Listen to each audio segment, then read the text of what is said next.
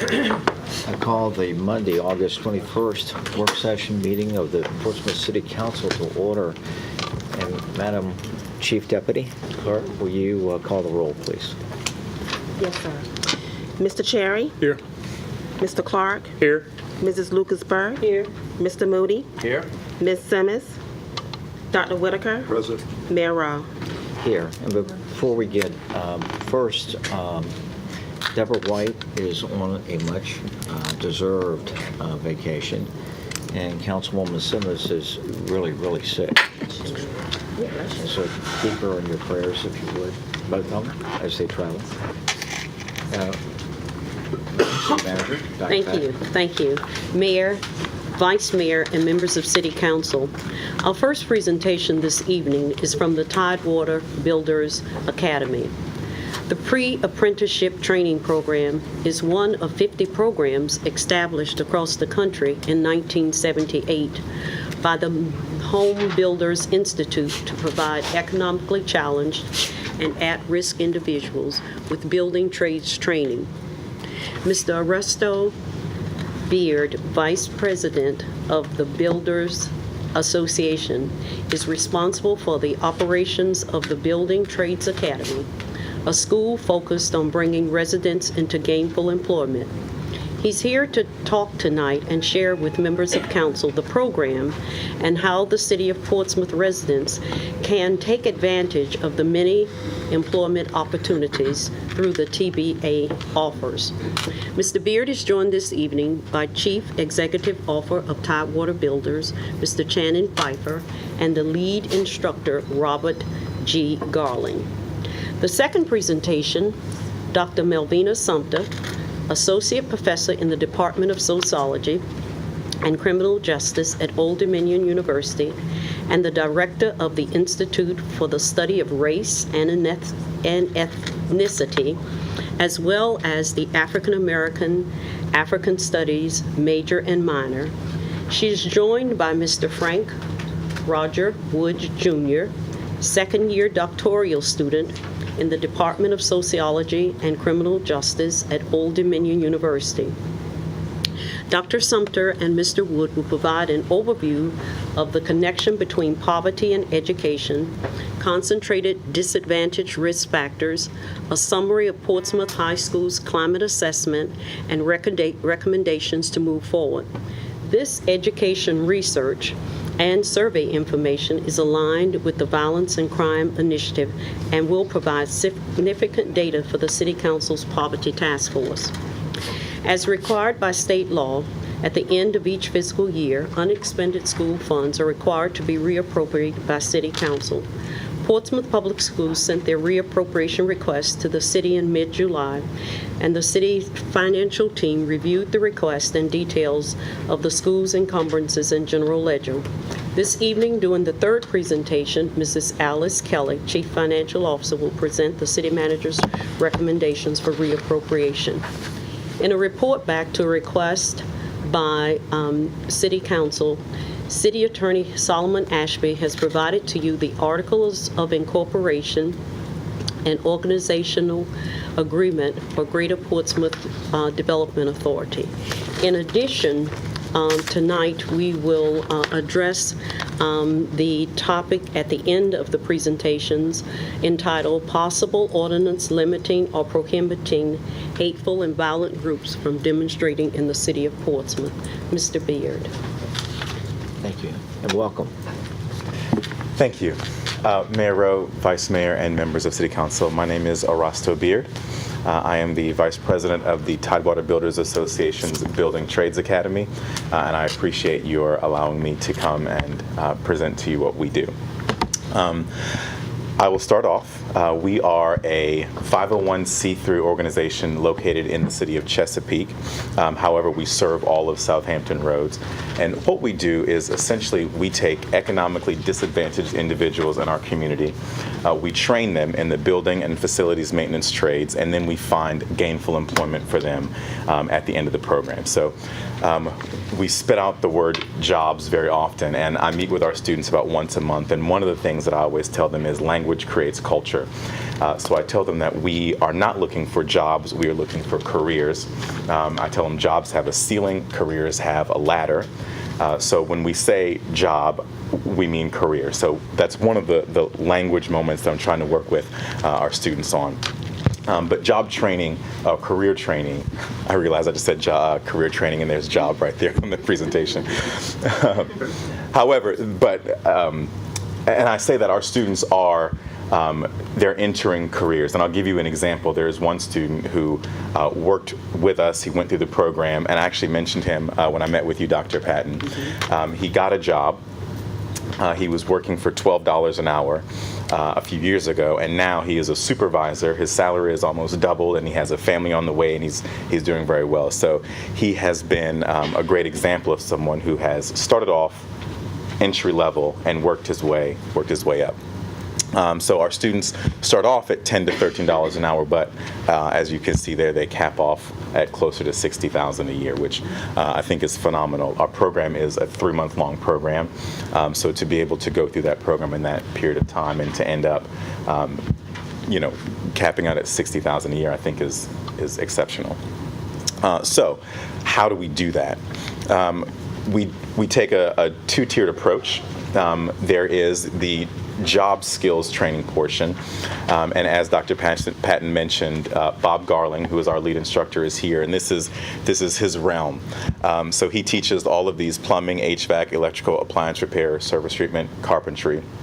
He teaches those skills at an entry level. So our students are, I say, they're kind of a jack of all trade, master of nothing. So they're eligible for entry-level positions in the building and facilities maintenance trades. And Bob does an excellent job. There are, the units last 13 weeks. Some of these units are longer than others. Some are shorter than others. So over the course of time, it takes 12 weeks. What I learned when I started to work there is while our students are great technically, dealing with the group of people that we deal with, oftentimes we find that they can swing a hammer wonderfully, but finding a job and keeping a job, the skills that are required are a challenge for them. So we incorporated soft skills training into our program. So we teach the students things like how to get a job, how to interview, how to dress, how to address people when you are going for job interviews. And I laughed because there are things that I didn't realize that I had to tell our students years ago when I first started. Things like when you are looking for a job and your phone rings, answer it. When you're looking for a job and you have a voicemail, you can't just leave that voicemail for 4 or 5 days. So that soft skills training incorporates all of those things in getting a job, but it also, we talk through how to keep a job, conflict resolution in the workplace, those type of things are all covered in our soft skills. And the third thing that we do that I think really helps our students with employment is the internship program. Our program is a 12 to 13 week long program. And about 2 weeks into the program, we assign each student an internship. We represent over 30,000 apartment communities, and we also represent pretty much any builder in the area. And a lot of our associate members are plumbers, HVAC people, those type of things. So we work with all of those people who could potentially hire our students, and we assign our students an internship. So I'll use Billy as an example. That's always the example. As I was a teacher, I'd never taught an actual a student named Billy, so it's always my example. But we'll take Billy. Billy comes to us week 1. Week 3, Billy starts his internship. So he'll come to class on Monday, Tuesday, Thursday, and Friday. On Wednesday, he will leave and go and work at, we'll use SL Nussbaum as an example. They're one of our biggest employers. So he'll go work at an apartment community with SL Nussbaum. He'll get there dark 30 in the morning when their maintenance team arrives. He'll pick up trash first thing in the morning, which is what they all do first thing in the morning. He sticks at the hip with that maintenance person all day long. They're pulling tickets. He's teaching them how to do this, how to do that. Many of them will actually say, what are you working on this week? You're working on plumbing? Great, I'll pull as many plumbing tickets as we can. Or you're working on HVAC? Great, I'll pull as many HVAC tickets as we can. And they work with that person all day. we have people on our team who follow up with them. I myself actually drive to each internship once a month to make sure everything's going okay. But they work with someone on our team that says, hey, what's that student's strength? What's that student's weakness? We find out what their weaknesses are, and Bob works with them specifically on that. So that's, I think, the benefit of doing the internship throughout the program, because we have the opportunity to fix any issues or delinquencies that we see with our students. And that goes for the job skills and the soft skills. This student showed up late. Well, that's a huge no-no. So we work with them to let them know, that's something that is a very big deal. You cannot show up late to an internship. You cannot miss your internship. Those are things that we're constantly making sure that our students understand. A question that I'm often asked is, where do our students come from? You see my drawing of our region here, and we serve, like I said, all of the southern part of Hampton Roads. So about 45% of our students come from the city of Chesapeake, about 32% come from Norfolk, and about Virginia Beach rather, and about 23% come from Norfolk. As we stand right now, we don't get any students from the city of Portsmouth. So obviously that is why I'm here. The next thing is, I think most people ask me, what is your placement rate? We don't want to be one of those organizations where students come, they go through our program, they leave, and they're the same as when they got there. The whole point of our program is to find gainful employment for our students. And when I meet with the students at the first of every class, I say, the reason why you are here is to find gainful employment. If that is not what you were looking for, you may leave. So our placement coordinator works with students very hard to make sure that they are ready and are employable.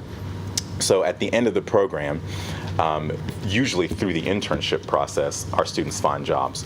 Most of the time, when an internship company contacts, or when an employer contacts us looking for an employee, I send them an intern.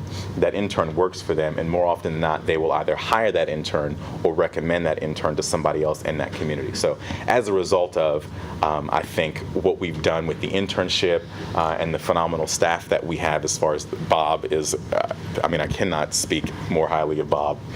He is a phenomenal instructor. But Bob and Jonathan, who's our placement coordinator, our placement rate for the different cities, 90% of our students over the course of the last 4 years are placed in careers. 80% of all of our students from Virginia Beach right now are placed in careers, and the same for the city of Norfolk. So our placement rate is very high. We are very, very proud of the rate that our students are able to find jobs. And obviously we have not been able to work with the city of Portsmouth yet, which again is why we are here. So the program is zero cost to the student. Many of the students that come to us, if there was a cost attached to it, they would not be able to take advantage of the program. For most of our students, we are the last option. Some of our students have felt like they've exhausted all options and hadn't been doing anything for the past 5-10 years. They hear about us, they come to us, we're able to find them funding, they go through and lives are changed. So, but the program is no cost to the students. So for each student, the tuition is $4,200. And I tell our students very, very quickly, our flyer says free, but that's not true. I have to eat, Bob has to eat. There is a cost associated with the program. It is no cost to the student, but somebody is paying that cost. And we actually welcome people to come and tour the program and tour the building, because I like for our students to see who is making the decision to allow them to come to the program, and our students have shown to be very appreciative of that. So we are proposing one of those options for the city of Portsmouth to fund a class of students, a class of 15, 20, or 25 students, and at $4,200 per student, those are the associated costs. And then you see on the right side, those 4 things are the certifications that our students receive. The Miss Utility certification, there's a Flagger certification, And then the two at the bottom, the HBI and facilities maintenance, and the CFC for refrigerants. The CFC allows them to purchase and handle Freon. You can't even buy it unless you have this particular certification. But those bottom two certifications are nationally recognized. So we have had students move out of the state of Virginia and are still able to take advantage of those certifications. And that is my presentation. If there's are any questions, I'd be more than happy to answer them. Questions from council? Dr. Whitaker? Yes, sir. The relationships that you have established with the other cities. Yes, sir. Have those relationships developed through the city or the school district? Through the city.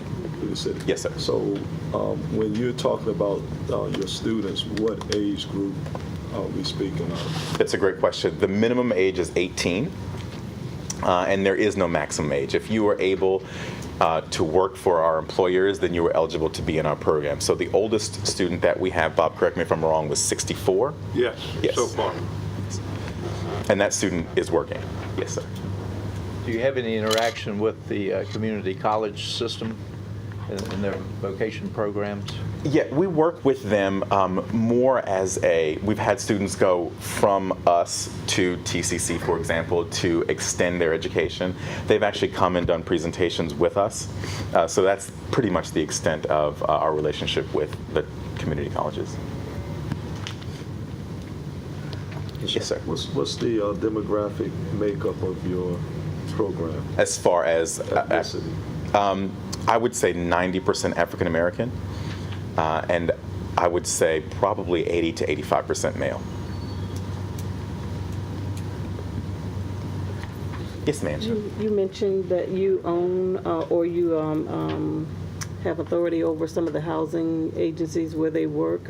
Is that through redevelopment housing? They are members of our parent company, which is the Tidewater Builders Association. Thank you. That was a great question. I wasn't very clear on that. Yes, sir. And how long has this program been in existence? 1978 was its original first year. Now, over that time period, there's been no relationship with Portsmouth at all. Well, I've only been associated with it for the past 5 years. So in that 5 years, we have not. Your placement rate is phenomenal at Thank you. 90 and 80%. How do you do that?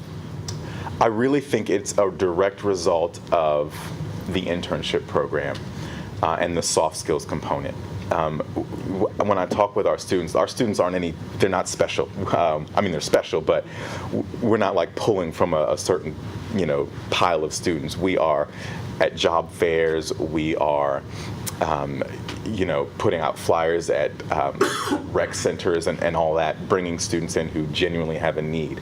I think because the internship does not cost the employer anything, and one of the things that our employers are constantly telling me is the hiring and firing process is very expensive. So they have a hard time trusting people, and they don't want to invest a lot until they know that that person is going to be a solid employee. So when our students are with them for 12 weeks, then they feel much more secure in choosing a student from the Building Trades Academy than somebody that they may find from putting out an ad on Craigslist or Indeed. Are any of your employers from Portsmouth? Bob, do you know if any of our employees are? Actually, here recently, we picked up the cement thing where the form carpenters thing, and their division is in Portsmouth. It's actually Suffolk's their headquarters, but I'm pretty sure one of their plants is in Portsmouth. And I will also note, one of the things that we try to do is assign students employment that is relatively close to where they live. So for that reason, we haven't gotten a lot of employers from the city of Portsmouth because our students don't live in Portsmouth. But that being said, the companies like SL Nussbaum, the Coterides company, the Lawson companies, they all operate in Portsmouth with their apartment communities and that type of thing, but we haven't sent students to the communities that are in Portsmouth, but those jobs are available as we speak in Portsmouth. Does that make sense? Yes. Perfect. But you do have Portsmouth firms that are members of the parent Yes. TBA. Yes. Yes. Okay. Now, let's say, for instance, we go with 25 students. How are they selected? It depends on the city. So I'll give you an example. The city of Chesapeake, we choose those students based on, we ask for final say as to whether or not a student will be allowed to start the program. We take precedence if the city recommends a certain student. If they say, hey, there's this student that's working with Portsmouth Human Services, for example, we think he'd be a great fit for your program, then that student gets priority. However, in order to get into the program, you have to be eligible to be hired by one of our employers. And that criteria changes. For example, if you're going to work with a paving company, for example, they're outside, it's more manual labor. There's still room for increase and growth and all that. However, you're not in people's homes. So the criteria is different than if you're going to work for SL Nussbaum. So if a student, we're going to try to send them to work for an apartment community, they can't have any felonies or that type of thing. Paving company, they can. They can have felonies. They don't necessarily need a driver's license and so on and so forth. So essentially, in order to get into our program, you have to be eligible to be hired by one of our companies or very close to being eligible to be hired by one of our companies. We have a small budget that allows us to help pay for things like, not the actual fines, but the fees that are associated with, you get a $2,000 fine, you pay $2,000, and then you have a $50 fee. So we have a small budget to help with those type fees. And actually, Bob has paid those things out of his pocket before. So the cities recommend students? Yes, And sometimes. And from there, you do the screening? Yes, and then we get back to the city and say, yes, we think this student would be a great student, or this student is not ready to work for us yet, and this is why. But a student can see your flyer at a rec center and Absolutely. apply directly. Absolutely. Mm-hmm. It looks like, to kind of follow up on my colleague's question, on the involvement of the school system, it looks like the selection on identifying the students would be better done at the school level than the city level. Dr. Whitaker had it. You mentioned that your training program lasts 12 to 13 weeks. Yes, sir. So how do you determine, say for example, we do fund 25 students, how is it determined when they start training, how many make up a class? How is that determined? Well, our classes are actually rolling admission. In the past, we would have a class of 25 start and finish at a certain date. But what we found was we would start a class February 1, and then February 20, a student comes and says, hey, I really need these programs, and we're unable to accommodate them, and they have to wait 3 more months before they can come in the program. And now, by that point, they're on the streets. So anytime Bob starts a new unit, a student is able to start the program.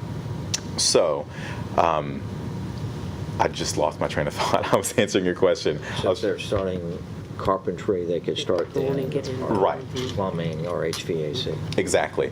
And then, so if they start Unit 4, for example, they do Unit 4, 5, 6, 7, 8, 9, 10, and then start back at Unit 1, 2, 3, 4, and then they graduate and they're eligible for employment.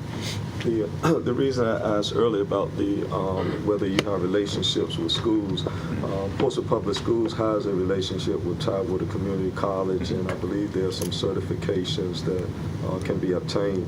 However, I believe you have to qualify to be admitted into Tidewater, and this could be a catch-all for those that may not qualify to be admitted into Tidewater. Yes, absolutely. But could still be a part of the program. Absolutely. That's why I was curious if that might be a relationship Yeah. established with the school system as well. Dr. Pat and then Nate. One of the things that I asked the council when I met with Mr. Beard, and I thought, and I knew of Tidewater Builders, that years ago there was an association of the Builders Association with the school system, but he informed me that they have always been like a separate entity in the recruitment. But I said to him, there are young men and women who are leaving Portsmouth Public Schools that are in that 18, some maybe 19, that are not going to college. That if in fact there was the program and it's Portsmouth setting how it would like to see the students recruited, then somehow there appears that there could be some connection with the schools to help identify these students who are not going to college but want to go and not a part of the TCC program, but want to learn how to be a plumber or HVAC or something, and that our pool could come from Absolutely. starting with the senior class, if council decided to go with this program, starting with the senior class of 2018, because you got to be 18 to be in the program. So they have to be seniors. Identify, start the process so they're ready come in school is out to go right into the program. Right. And I think a benefit of a program like ours is a lot of the questions that you've asked about how we do this or how we do that. I've explained how we generally do things. We don't have any leashes. I'm happy to sit down with you and say, hey, what exactly does the city need?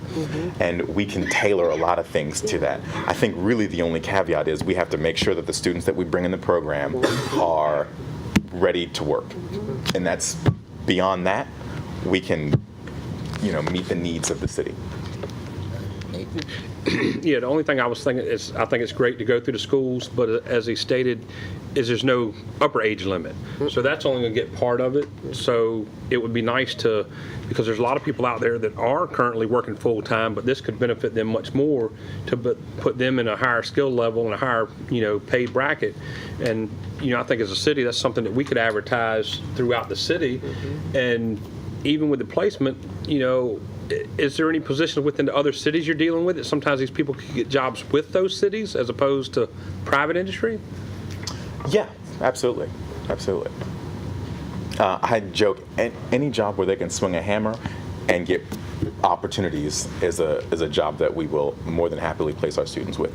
The internships are a little bit more difficult with the cities themselves because of regulations and insurance and that type of thing. However, it has happened before, and we actually have had students go and do maintenance in the school systems for the cities. Yes, sir. Well, if there's no objection from council, I think it would be wise for us to direct the city manager to come back with a report on getting this program implemented, and as well as also looking at it from a partnership with the school system and the city, so that I think what Mr. Clark raised is valid, that there are people within the city as well as in the schools that could benefit from the program, and I think a partnership would be excellent. And what, not to put words in your mouth, you're talking about implementing it as soon as possible within the current year. If that is the desire of council, what are the next steps? Let's say that the city manager comes back and she can find $105,000 in the budget, and we say we want to participate. What are the next steps? The next steps would be for me to sit down with Dr. Patton and say, what exactly does the city want? Is there a pool that you'd like for us to look at first? Is there an area that you want us to look at? And based on that, we would move forward. We have a pretty good system that we currently use, so I would bring that to you, and we would discuss any changes or tweaks or whatever you think would work well for this city. And then after that, we would start recruiting students. And then our costs will be based on how many students you recruit. If we say 25 and we start and we can't get 25, then we're only paying the $4,200 for the number of students that actually are admitted into the program. Yes. Because us just starting to say right off we're going to find 25 that's going to meet everything and willing to work might be ambitious, but we could go. I don't want us to say 25. We got to pay 105, and we only found 10 students. What we do with some of our cities is we'll send an invoice at the beginning for half of the tuition and at the end for the other half of the tuition. So if a student doesn't finish, or if there's all that, and if a student comes in, doesn't finish, then we replace that student without billing that first half because it's already been paid. What is your attrition rate? Do you have? Pardon me? Attrition? It's a difficult number for me to put my finger on because we don't charge anything for a student that doesn't complete. But I would say of the students that start the program, 85% completed. Any other questions before we consider? All right. You've heard. Thank you for the presentation. Thank you very much. You've heard Dr. Whitaker's recommendation. Is there a consensus that we ask the city manager to bring back a proposal to see if we can implement this program this year? Absolutely. Okay. Again, thank you, sir. Thank you very much. I appreciate it. All right. Okay. Any questions? Or? No, I haven't. Okay. We'll get busy and get with Dr. Bracy, and we'll come back with a proposal. Our next presentation will be Dr. Sumter on the Education and Poverty Research Report. Thank you all. Thank you, Mayor.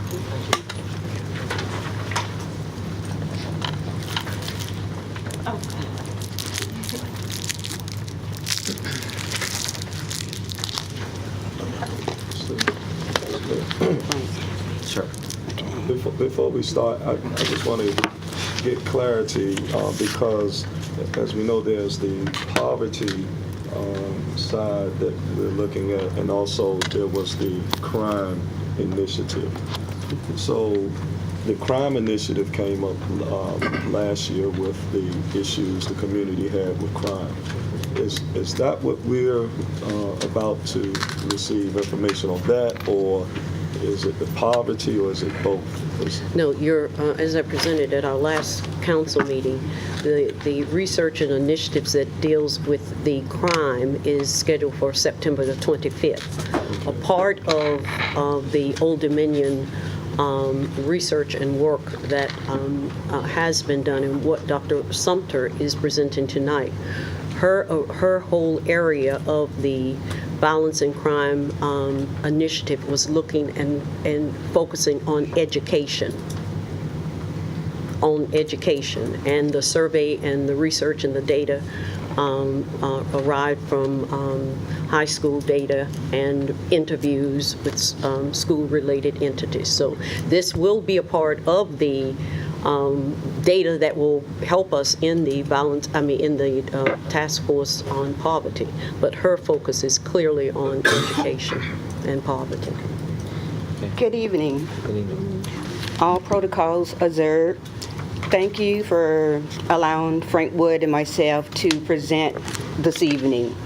And it's kind of interesting for me. I am in the Department of Sociology and Criminal Justice. I've been at ODU about 17 years, and I have a background in corrections. So when I started at ODU, I was actually interested in looking at the relationship between academic motivation and school climate, particularly based on my background in corrections, and most of the clients I worked with were males of African descent. And a lot of them did not have positive experiences in school. And from the literature, we know that had a lot to do with school climate. So for me, for the most part, I've come full circle. And I am going to be discussing this evening what we've done the last 3 or 4 months, not only in reference to the Crime Reversal Initiative, talking about the high school climate findings, but also in establishing the foundation for the Poverty Task Force, basically went through and looked at pertinent data, such as the report card data that's been reported since 2009 to about 2015. We also tracked a lot of data from the American Community Survey, looking at areas of concentrated disadvantage. Because in some cities, just based on the work of Williams Julius Wilson, we had a lot of advantages from the civil rights movement. But that also left a lot of communities of color with disadvantages, more so because with the civil rights legislation, it stopped the practice of redlining. And what that meant was opportunities that had not been afforded to people of African descent in the middle or the upper class economic strata basically was afforded then. So they had the opportunity to now move out from those communities. And so we're talking now based on that out-migration, which should have been just like other groups. But based on that out-migration, we have a lot of communities of color now that have not had role models. They don't understand the value between getting a good job or completing high school and getting a good job. And a lot of young people just don't feel like they should be doing anything else. So for me, again, this is full circle. Next slide. And before Mr. Wood present, one of the things we did in pulling together all of the data was to produce a technical report on behalf of the Poverty Task Force. Good evening, everyone. All right, so in 2013, the Southern Education Foundation released a report in which it revealed that for the first time in 50 years, more than half of the United States children were living in poverty. All right, just think about that for a second. More than half of the U.S. children were living in poverty in 2013 when this report was released. Right? So by definition, concentrated disadvantage is the percent of individuals that are considered to be low income, right? And they reside in communities that possess high numbers of not only female-headed households, but high rates of unemployment and joblessness, an increased population of African Americans, as well as a dependent population who receives public assistance. So akin to the work of William Julius Wilson, as well as empirical evidence, exposure to areas of concentrated disadvantage creates an environment that's riddled with a lot of these indicators of concentrated disadvantage. So unemployment, an increased population of blacks, as well as other ethnic minority groups, an increased percentage of the population in receipt of public assistance, an increased population of female-headed households, increased levels of youth poverty, as well as overall poverty, as well as an increased percentage of the population that are 25 years and younger. So what this does is it also creates an environment that increases the opportunity that these youth will become engaged in crime and delinquency.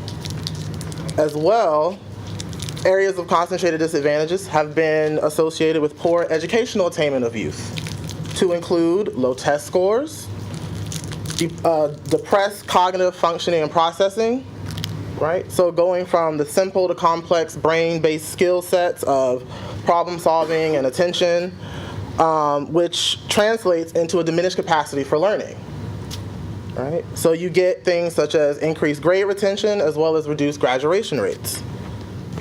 So as a means of escaping these conditions of concentrated disadvantage, we have a positive school climate, which is essentially considered the quality of school life. Now, from a personal standpoint, using myself as a case in point, I grew up in a very impoverished neighborhood in downtown Norfolk. It was an inner city housing project where I was exposed to most of these indicators of concentrated disadvantage. So there was a lot of unemployment, there was a lot of joblessness, there was a lot of single parent households, mostly headed by females. There was a lot of youth becoming involved in delinquency, there was a lot of crime, there was a lot of drugs, there was a lot of violence. So growing up in that type of environment, you would think that I would be, going down that pathway. But for me, when I became involved in school, that positive school climate, it really, really gave me like a safe haven. Like I was able to escape all of those things that were so debilitating to me as an individual. And some of the advantages that were associated with that was that it improved my cognitive ability. So I was able to become more engaged in problem solving. My attention span increased. I was able to perform, at a scholastically excellent level.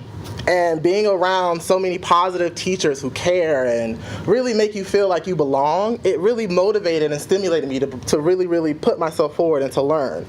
And it gave me a sense of hope, right? It gave me a sense of knowing that I don't have to be in this situation for the rest of my life, right? I don't have to end up like my friends who end up in, the juvenile justice system or the criminal justice system. I can get out. Thank you. Next slide. Okay, so one of the things in moving forward, when you're talking about a Poverty Task Force, a crime reversal initiative, it's a good idea to have to know what's actually going on. And so we charted data from the report card data from years school year 2011, 2012, 2015, 2016. We looked at fall enrollments. We looked at suspensions and expulsions. We looked at dropout rates. And for the high schools, we also looked at the number of graduating seniors who went on to pursue post-secondary education. And I think in reviewing that data, it was actually a good idea because one of the things we observed as it relates to the high school, the dropout rates more than declined in half from school year 2009 to 2010 to school year 2015-16. Moreover, in 2009-2010, there were, from the 3 high schools combined, there were 230 dropouts. Based on the data collected in 2015-2016, there were 89 dropouts. So that lets you know that something good is going on in Portsmouth High School in lieu of the concentrated disadvantage and also poverty levels. One of the things that wasn't mentioned in the prior screen is that we collected the indicators of concentrated disadvantage and also the poverty levels for the city of Portsmouth, the state of Virginia, and also national averages. And during that time frame, the city of Portsmouth averages exceeded the state of Virginia and also national averages. That data is detailed in section 2 of the report you have for each indicator and then overall. So again, the high school dropouts, for the high schools, it declined. For the middle schools, there was a gradual degree increase from 5 in 2009 to 10 in 2015-2016, but overall, those numbers fluctuated from year to year.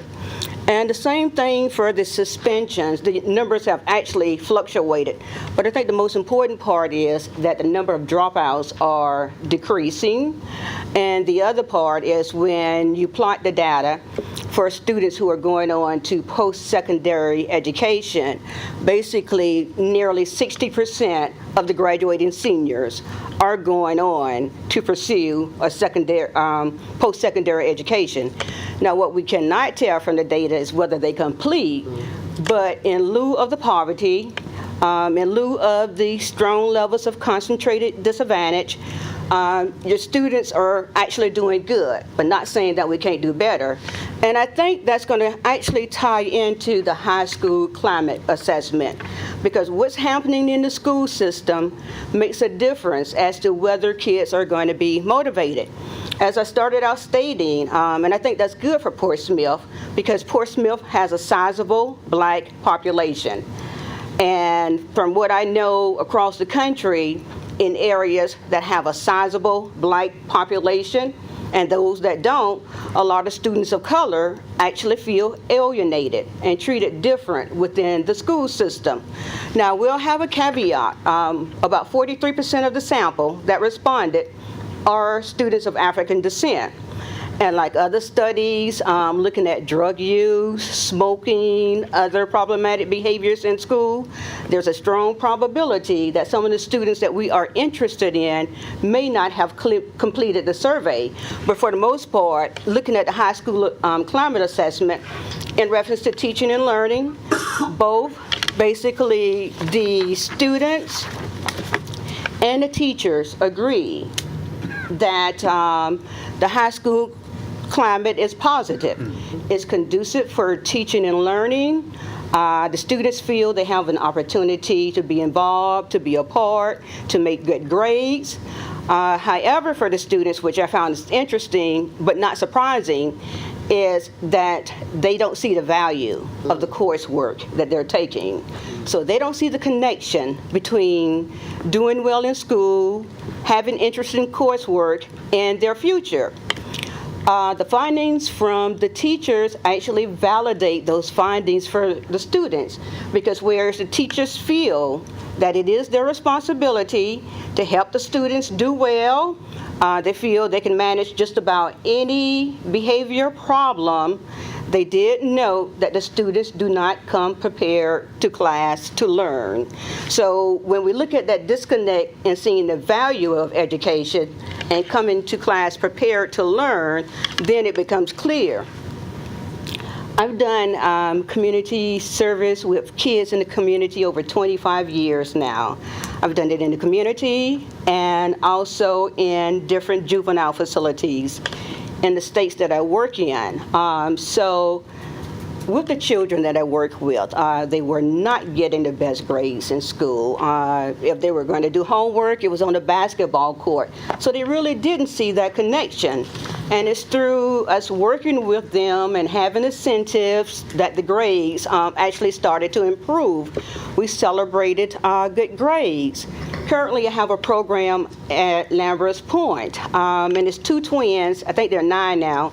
We started working with them at 5. Very bright, very outspoken. And one year, about 3 years ago, we invited them to ODU so they can see what college life is like. And one of the twins said, "Oh, I hate school."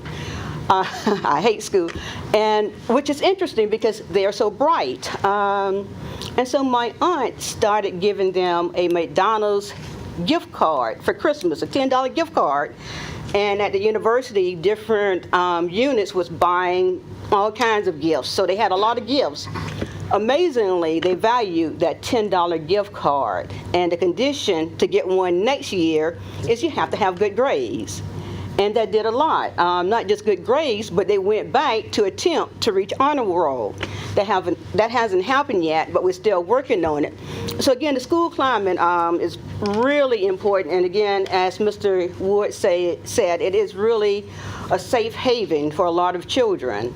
But unfortunately, for a lot of other kids, it's not a safe haven. As it relates to interpersonal relationship, institutional involvement, the findings also indicated a positive school climate. However, for the students, when it came to a sense of emotional safety, the students indicated that they were subject to teasing, ridicule, which is an indicator of bullying. And I think that's consistent across the board, across the nation. So it's not anything unusual for Portsmouth, but it is certainly something that warrants attention. Also, some of the students expressed concern that other students were bringing weapons to school, knives and guns. And it's going to be interesting to find out why they're bringing weapons to school. Is it for protection, or is it actually to cause problem? And I think I'm going to lean on the protection end, going back to working in the community now over 25 years. One of the first community programs I started with a former professor. We worked with a group of girls, and in the program they behaved, and we would find out after the program that they weren't behaving. And this is way before I decided to go back for a PhD. And one of the girls told me, says, "Miss Sumter, we got to survive." And 25 years ago, kids were victims of watching someone being shot. They were victims of violence. They were victims of watching domestic violence and all kind of trauma issues within the community, which I think moving forward, we see that more so in other communities now. And the teachers, positive school climate, but about 31% indicated that they do not feel safe in the school. They noted that the school environment is inviting, but they do not feel safe in the school. Now, I do want to put a caveat on that, because out of 115 respondents, only less than half of the teachers actually responded to the questions about safety. But again, they indicated a concern about safety because first, they don't feel that the school rules are clear, which the students actually think the school rules are clear and enforced. They feel a lack of support from the parents and the community as it relates to school rules. They think that the students are more violent now, more verbal abuse. So all that lends itself to the teachers stating that they don't feel safe. So as it relates to school climate overall, which is good for the city of Portsmouth, the school climate is actually positive.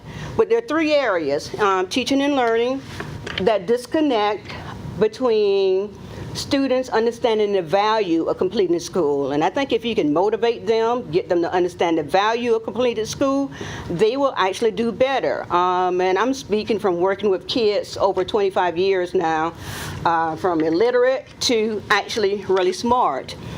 School safety, the bullying, that's typical. In some of my classes, the students acknowledge that that's a rites of passage. Now, this is a rites of passage after I've shown them what happens when a kid is bullied too much. I certainly don't see it as a rites of passage and something to look at.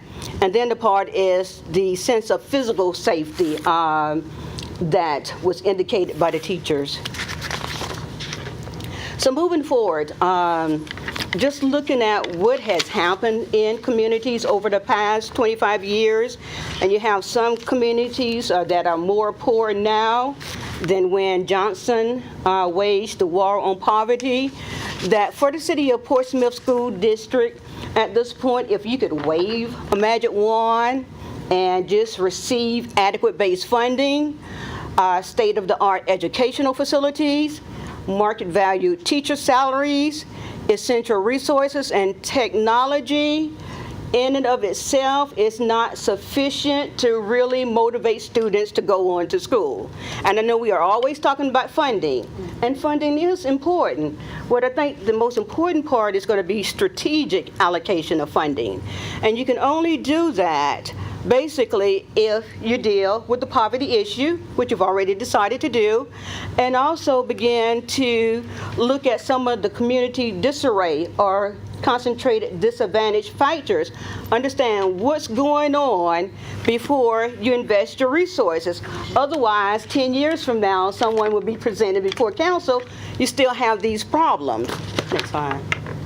And I think that's going to become important now, because when you look at teachers, they are faced with so much now. Not just teaching, but they have the SOLs. Now they have the community disorder, the lack of youth discipline, which I'm going to follow up on that in a second, the effects of community disadvantage, and the consequences of poverty. And the universities do not prepare teachers to deal with all these issues.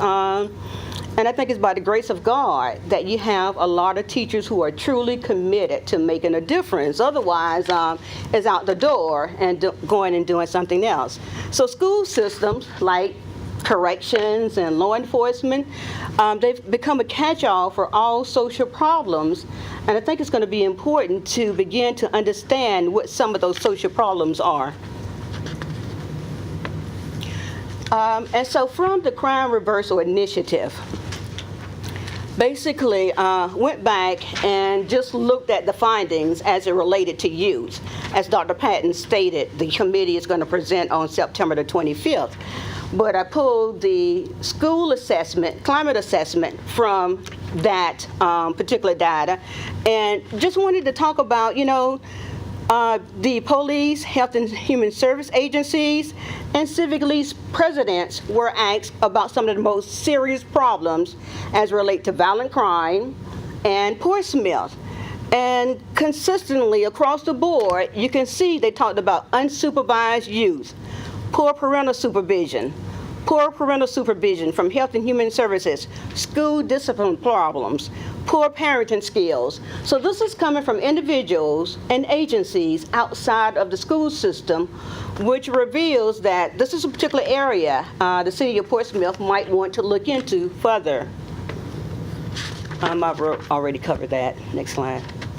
So my point is, in the face of above average poverty and concentrated disadvantage, student discipline problems, and community disorder challenges, Portsmouth has a positive school climate.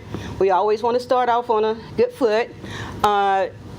Dropout rates have declined over time, going from 230 for the high schools in 2009 to 89 in 2015-16. and nearly 2/3 of the graduating seniors are actually pursuing post-secondary education. And so moving forward, when we talk about concentrated disadvantage, Portsmouth, you've been proactive. You've already established a poverty task force, so you're on board.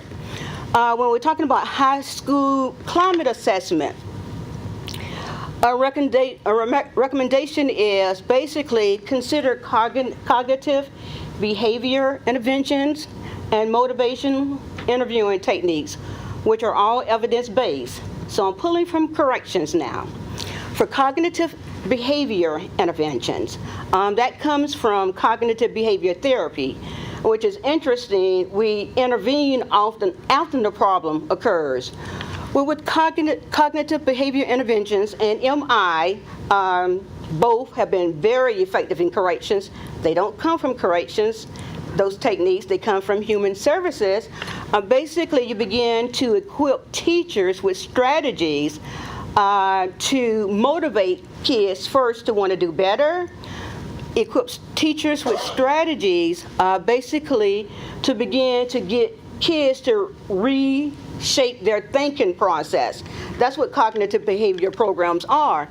And then the motivational interviewing technique with stage match interventions basically look at a person where he or she is and take that person at that point, but use motivational interviewing techniques again to help that person motivate, and the individual is making the decision, not the teachers or not the counselors or social worker, but actually youth.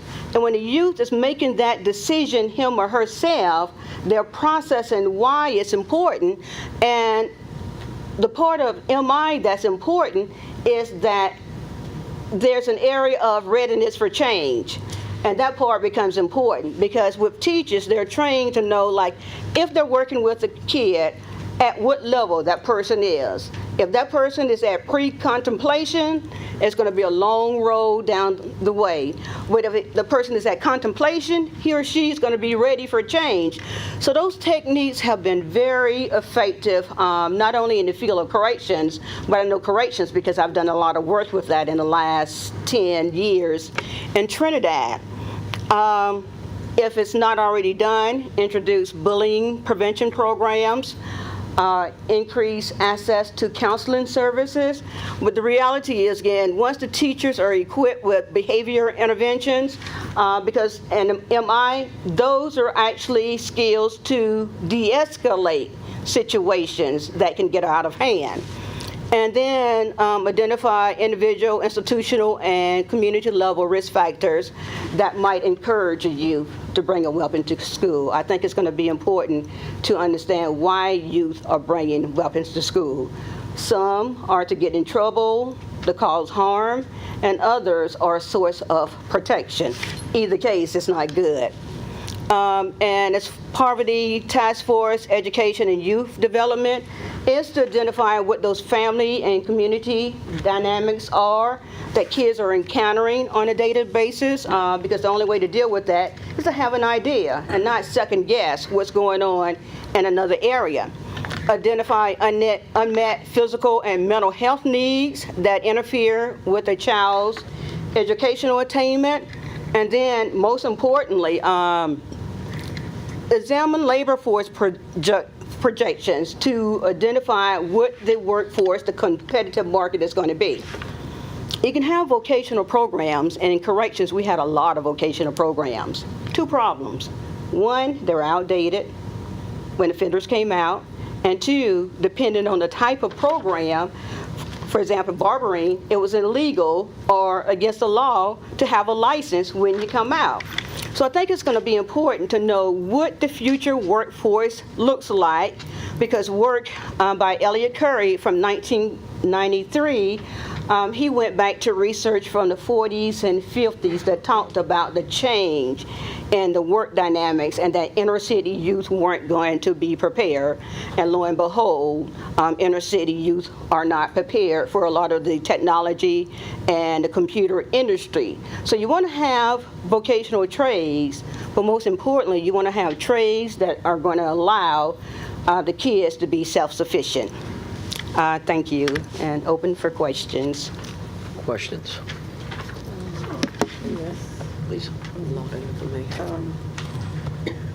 I got a lot of questions I'm thinking about. Sure. What Portsmouth mentioned having the highest poverty rates, we're the smallest city out of all of the other Hampton Roads. So is it the concentration of people in the types of homes, the communities they live in? And also, was homelessness considered a factor in any of the research that caused some of this? Actually, last 2 or 3 months, as far as expanding the crime reversal initiative, we've been busy compiling all this information and now go back. First, we're not sure how Portsmouth compares to the individual cities in Portsmouth. In Virginia. What we did was look at the state of Virginia, the average, and the national level. Now, at the beginning of the fall semester, when my graduate student comes back, he's going to actually pull all the data so we can see what's going on with Portsmouth compared to other cities. And no, we didn't collect any information on homelessness across the board. But one of the things we do want to look at, see if we can find measures of residential segregation, which is a part of basically concentrated disadvantage, because Portsmouth is not the only city in this country that have above average levels of concentrated disadvantage. Portsmouth might not be the only city in the state of Virginia that has high levels of concentrated disadvantage. We'll have to go and look at all the other cities. But when we looked at Portsmouth and we looked at the state of Virginia, which is interesting, the state of Virginia averages actually exceeded the national averages. And so, of course, that has brought about new questions, and it's going to take going and collecting more data. But I would suspect if you have high concentrated levels of residential segregation, which is interesting because we talk about unemployment making a difference, we talk about education making a difference, but Douglas Massey says that the problem is residential segregation, which has been erased for the most part from American vocabulary. And so here you have groups of individuals basically isolated. And a part of that isolation gets back to the out-migration, kids not having role models, parents not having role models. We take a lot for granted. When I first moved here, I did some work out at Oakley Forest for about 5 years. And because of the crime rate, and the city of Norfolk had done a lot to change the landscape of Oakley Forest, but still high crime rates, not as high as it used to be. And we couldn't order pizza delivery to Oakley Forest. We actually had to go. So segregated areas where you don't have role models. I think Oakley Forest at that time had like 1,010 residents and 210 apartments. About 80% was under the age of 18, and only one person in college. And I think a lot of that, again, has to do with not knowing that you have the potential, you can go into college. The small program I have now, only working with 10 kids out of I don't know how many in Lambert's Point community. So I think a lot of it has to go back to basically getting kids to understand the value of going on to school. Dr. Whitaker. Will this information be shared with the school system? Because much of what was presented tonight are issues that at the school level to address, not the council level. I do have a question also in regards to your research. Have you ever seen a school district or a city that has a high level of concentrated disadvantages? Have you ever seen any study showing that decreasing funding to those districts or school systems improve concentrated disadvantages? I don't know that I have not seen such study. I don't know, it's like when you're doing research, you're typically doing research on one end and not looking at the other end. So those are like two different bodies of research, so I'm not familiar with any. But you did say something that was pretty interesting, strategic funding. Allocation of funding. Right. So as we look at this information, the question that the council should be asking when funding and when meeting with the schools is it meeting these strategic objectives? Yeah. That's the question. Yeah, and I think, you bring up funding, and that's an interesting question. Because I think in every area, every social problem, the first step that we go to is funding. And I think that's important. But I think it's important to kind of like know what you should be funding and what you want to fund. You throw a lot of funding out, but it's not necessarily that it's going to make a difference. I think it should, whatever decisions you make should be data-driven, and it should take in consideration the levels of poverty. It should take in consideration the levels of concentrated disadvantage. But more importantly, I think, and I've spoken briefly with Dr. Bracey in this particular area, that they really begin to garner an idea of what's going on in the community. Because we know that there are things that are going on in the community, but unfortunately, it really hasn't been documented. So I think that's going to make a difference as to how you allocate your funding. And so my encouragement, again, would be strategic allocation of funding based on data-driven information. Right, which once again, that's a school Right, I got you. issue that sets up their strategic financial planning process.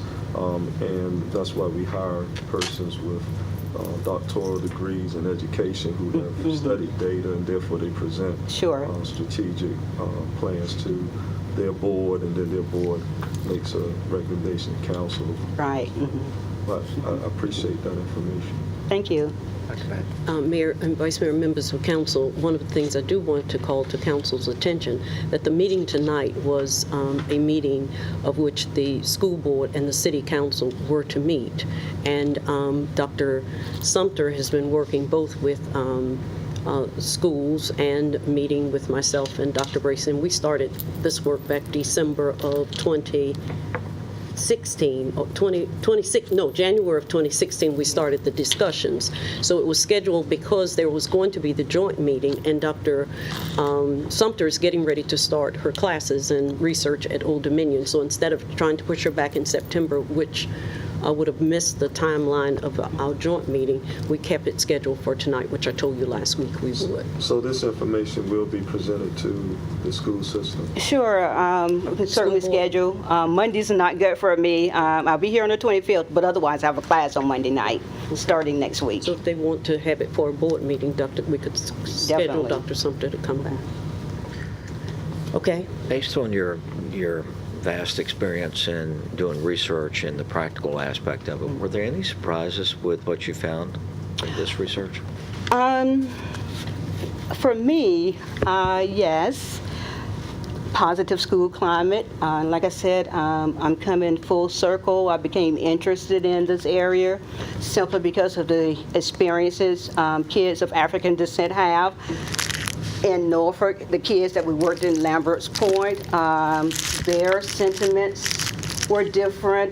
They love being black, but they wanted to be white because they would be treated differently in school. Not that they wanted to be white, but again, just because of the treatment.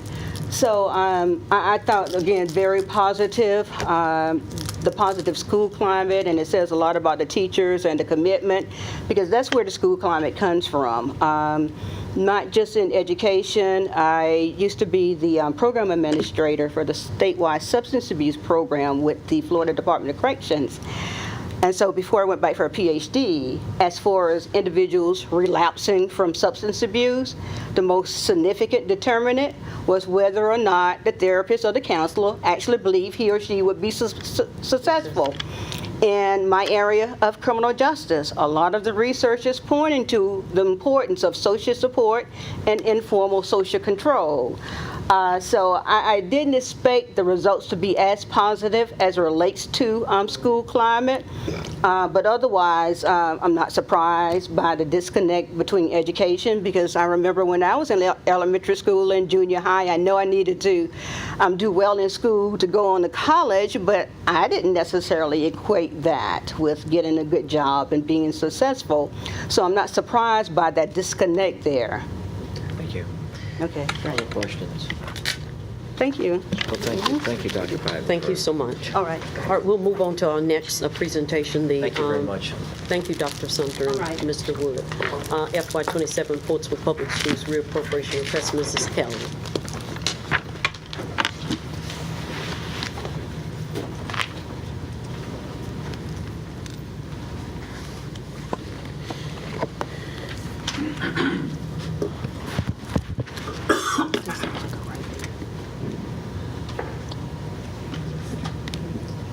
You have to turn it over. When you do. It might be the top. It's the blinker. She can click it for you. Okay. Oh, okay. Just let me run. Thank you. Mayor Rowe, Vice Mayor Cherry, and members of City Council. The City of Portsmouth has experienced some positive economic growth in terms of growth of multi-unit apartment complexes, an increase in port-related businesses, new restaurants and breweries. However, even with these positive trends, we are still a very fiscally stressed city with over 52% non-taxable property and a high level of poverty. Within the Commonwealth of Virginia, the city ranks 13 out of 133 cities and counties in terms of fiscal stress and has been in this top 15 ranking for fiscal stress for many years. The city's tax rate is the third highest in the Commonwealth. Recently, the port lease agreement with VIG has caused a significant drop in personal property tax, and a bridge loan of $1.7 million per year for 3 years from the state was sought to cover that loss. The city has a very high debt with limited capacity to borrow funds, so unique financing arrangements must be explored at every opportunity. 1 cent on the real estate property tax rate is equal to $700,000.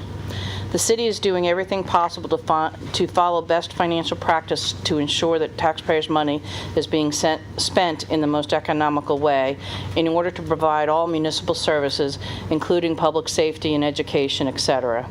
The city's applied for low-interest, clean water revolving loans, recently received stormwater loan assistance funds for stormwater projects, used credit cards for purchases to maximize rebates. We prepare cash flows based on GFOA policies so the city treasurer can invest as much funds for the longest duration to maximize interest earned. Last year, the city borrowed $6.1 million of QZAB bonds, which are qualified zone academy bonds, for school CIP roofs. We had 0% interest, and by using a sinking fund for repayment, we earned interest to cover the cost of the fees for these bonds, saving over $1.9 million of interest over the 15-year life of the loan. The city's vision principles, and one of the 4 big things from the City Council retreat, is to support the schools. It behooves the city for the schools to succeed. Successful schools improve economic development and create a vibrant, healthy city. In the Commonwealth of Virginia, schools are funded through federal, state, and local dollars, and schools cannot raise taxes to fund services. The school board also cannot issue debt for projects, so long-term financing must be completed by the city. Following state law, Portsmouth Public Schools in mid-July requested from the city a reappropriation of unexpended 2017 funds. As defined by City Council and the Governmental Accounting Standard Boards, governmental funds encumbered but unpaid at the end of the year are deemed unspent appropriation and require reappropriation by City Council.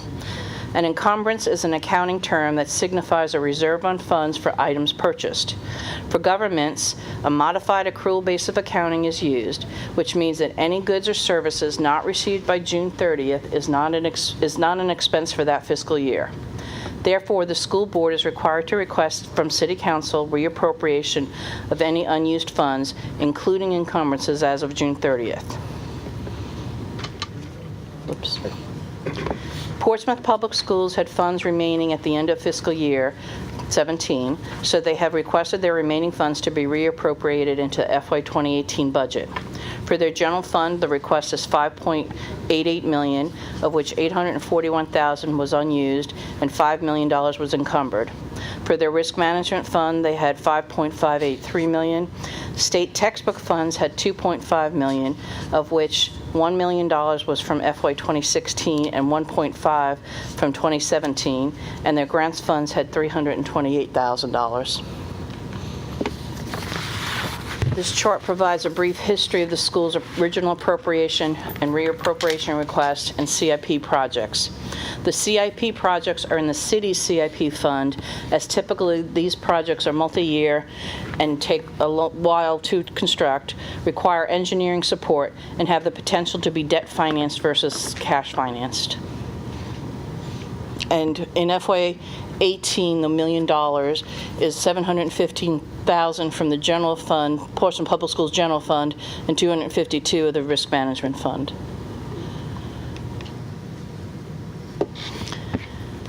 The city is recommending all of the school's requests with two changes. We recommend the moving of $3.3 million from the school's risk management fund to the city and to combine the risk management functions by the end of December. The amount of reserves needed for the school's risk management is lower based on claim history and risk exposure. By combining the funds, the city can save taxpayer funds through lower insurance premiums and having an experienced and dedicated risk management team handling insurance and claims administration. In addition, the schools has the option of using the state funding of $2.5 left over from the FY16 and FY17 state book funds versus using use of local funds. State textbook funds can be used for any educational instruction purposes by the school, including but not limited to teacher salaries, electronic equipment such as interactive panels, and Chromebooks. The school encumbered $2.4 million of the general fund for 441 interactive white panel boards, which could have been funded by prior year state textbook funds. The schools will receive additional state textbook funding in FY 2018 that can be used for adoption of new textbooks for different subjects.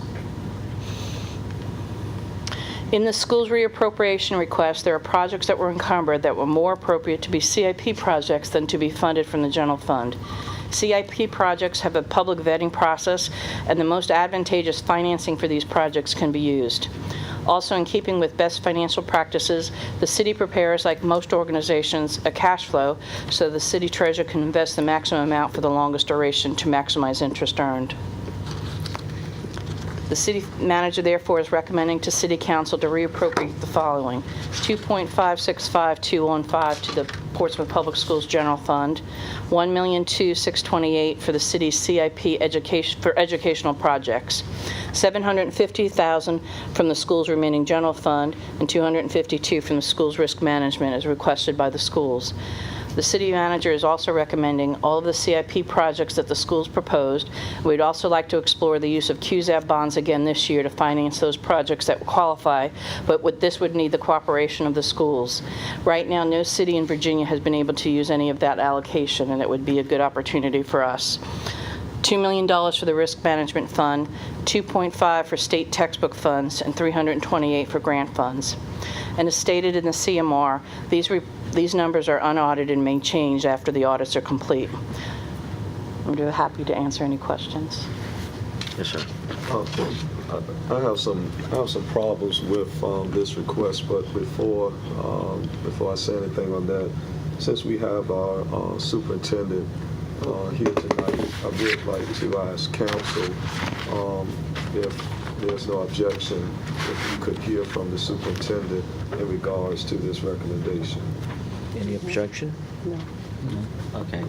At the appropriate time, we'll... Well, before we get into a discussion on this, what I'm requesting is that the superintendent respond to what was just presented, so that before we get into an involved discussion, we would have heard both sides. All right. Any problem with that? No. That's good. All right. No. Dr. Bracy, are you here? We go to what?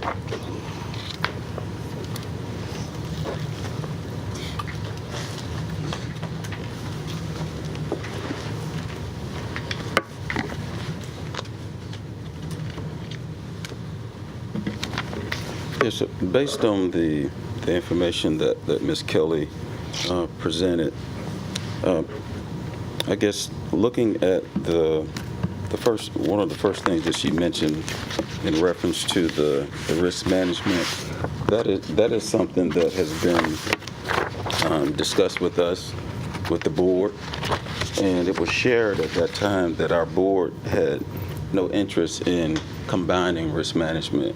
So what appears is happening here is that it will defund the current risk management that we have, then basically, I guess, sort of like forcing a combined risk management fund.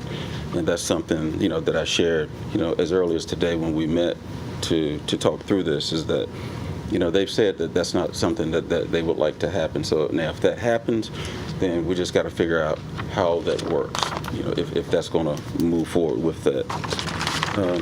In the discussion regarding the reappropriation, the interactive boards were mentioned for the classrooms. When we started looking at that process, and I don't like when it's alluded to that we're trying to spend money at the end of the year just because the funds are there.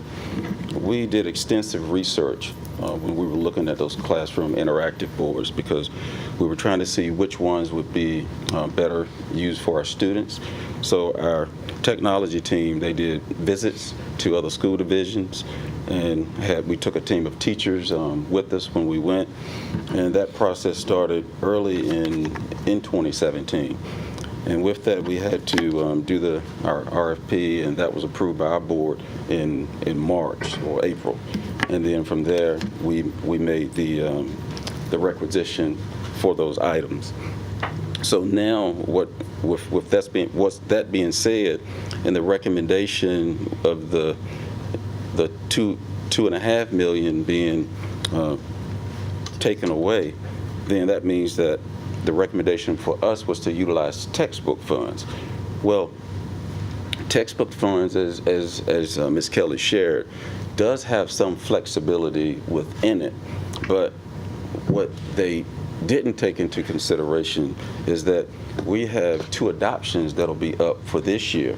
So if we did this, then when it's time for us to make those adoptions, then we would fall short, even though there are additional allocations that are going to come for this fiscal year. It still wouldn't be enough to cover that amount. So that's something that we're concerned with. But if there's no reappropriation back to us to cover those interactive boards that have already been installed in some cases, so at least $2.4 million that's already encumbered, most of those are already been installed that we've received. So with that being the case, we'll be forced to actually have to go with their recommendation of using those textbook funds. And then when it's time for the textbook adoption, then that may be something that we will have to postpone depending on what those needs are. But the problem we have with that is that when there's a textbook adoption, that means there's a curriculum change. And the current textbooks that we have can't be utilized for the new adoption because the standards associated that were assessed on for the SOLs are not aligned with our old previous textbook. So that's why it's important for us to stay ahead of this. What they're sharing could work if it's an off adoption year. We could do that. But then we have to be careful because we know we got social studies that might be 2 or 3 years away, and English is maybe about that same time frame as well. So we've asked you to reappropriate for the last couple of years because we knew that this adoption was coming, and we didn't want to get caught not having the funds because we know that whatever we get, we need to try to take care of our own rather than trying to come to you all to ask for additional dollars. So that's why that had occurred. And I shared with Dr. Patton, if we had this conversation last year this time, that's something that we could have discussed. It's something that could have been thought through rather than talking about the textbook piece now. And we asked for reappropriation last year and we received it. So if it was a problem, then we would think we would have heard something at that time and not now when it's like the 11th hour and now we're in a position now that we've got to try to figure out how we're going to make this work if this is what council approves. So, I mean, those are the concerns that we have now. And then another piece that's been brought to us is that, well, you looked as though you've increased the number of classroom interactive boards that you originally wanted to do. And that's true, we did. Because initially when we did, we had a certain amount, but after we realized that we had additional funds, and we're trying to be equitable. We're looking at equity. Just because we're doing it for one school that needed them because they had still chalkboards in their classroom. So we have a need across the division, and if we have the funds, we want to try to make it happen so everybody has the same opportunity, no matter what side of the city that you're living on.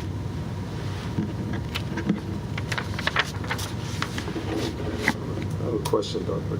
The figure for the CIP educational projects, the $1,02,628. This council approved your operating budget for $52,400,000. By shifting $1 million, does that decrease the $52,400,000 that council approved? We've shared that with Dr. Bracy. It doesn't. Dr. Patton said that the 52.4 for this year will still be 52.4. It'll still be 52.4, so we should still see that monthly allocation of 4.3. But I guess it wasn't clear, I guess, in terms of how that would work. I mean, I guess it's going to be in a separate CIP because part of that came from the unencumbered funds that we didn't spend that we asked to be put into the CIP. So that's where that is going. So it shouldn't have any effect. We still should have the 52.4 as the CIP is concerned. So this proposal here still maintains the 52.4 Yes. operating budget? Yes. Yes, based on our conversation today, that won't affect this current year's allocation. So what is your major concern with this recommendation? My major concern here is that we're being forced to use our textbook funds to cover the interactive classroom panels. You know, that's my concern with this piece here. Because if we do that, then when it's time for the adoption this year, we're not gonna have those funds. We're not gonna have enough funds to do that. Yes. Dr. Bracy, Yes, sir. what is the adoption cost? You got to. He doesn't. Yeah, If you had to on guess. average, maybe what we said $45 per student, and you know we have about 14,000 students. Yeah. And then that also depends if it's if some of the, like science, I think is one of the that's up. Science uses a consumable, which is a little bit higher. It could be up to 80, but then part of that is with the Chromebooks that we've purchased. You know, we're purchasing the electronic textbook adoption item, but we also still have to have some print materials as well that we have to. So we'll still have to have some textbooks. So would next year be considered an off year? He doesn't know. You don't know yet? I'm not sure yet about the English, but we know the social studies is going to be 2 or 3 years. Years from now. So, Go ahead. just general comment. Just put it out there front. You know, we beat that risk management thing to death, and the school board has said they don't want to combine it. Well, I believe there may be some economies of scales. I can't support forcing them to combine the fund. I just want to do it because you know they're elected body. They chose not to do it, and so I'm not going to support that. If this is not an off year and we can't predict what's going to happen with those funds, you would have to come back here to ask for more money next year if this happens and then you have the money to cover that? Is that I would have to come back before the year is up. Before the year is up? Before the year is up and ask for that. Well, it's germane, and Bill, if you don't mind, can CUSAC money be used for the whiteboards? Yes. Did we have a discussion on that? The QZAPs can be used for whiteboards. The problem is the timing of it. If they've already been paid for, they have only a 60-day window to be able to use them. When did that calendar start? Did it start at the beginning of the fiscal year or at the purchase order? You have to get the QZAB resolutions and everything in place before and sell the bonds before the end of the calendar year, December 31st. The clock starts when you start purchasing things to get reimbursed for those. So if you have something and you've bought it already, and then 60 days later you say, oh, we should have financed it with QZAP, you're too late. If you have a project, you know it's coming, you know it's there, you can go out for the QZAP bonds 60 days after you order the item. So it's the planning of it. It's not necessarily, if you plan it properly, you can use the QZABs, but if the money is already out the door, you can't use them. How much of this is eligible for QZAC this year? And why we did not put the exact projects, the $1.2 million, is that we wanted to make sure that they would be able to, the projects that the school board had recommended would be eligible. And we're still working on that. But how much of the smart boards would be eligible for QZAC? The whole thing could have been eligible. Right. I don't think How much of it is eligible now? We know. They paid. Nothing. They've already. I didn't know it. He says on the 60 days, and he's already paid for them. He's already bought and purchased, so you don't have that can't much use time, so that's a non-starter. Right. If So we have my $1.2 math is million right. here, and then we have some of the projects that we have in the city CIP that might be eligible, the HVAC that we have as a new project this year. The door close, or the window closes, as you term, when the product is arrived? 60 days after you order it. After you order it. After you order it.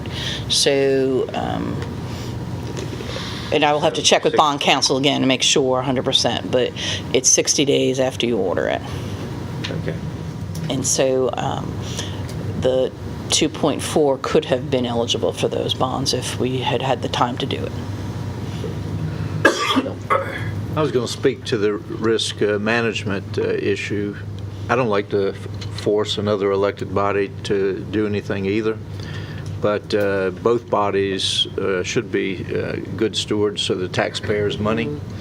And when you've got an opportunity, and there aren't many of those opportunities where either board has an opportunity to save taxpayers $1.5 million, and my question would be, other than a power issue, why in the world wouldn't you want to save the taxpayers $1.5 million?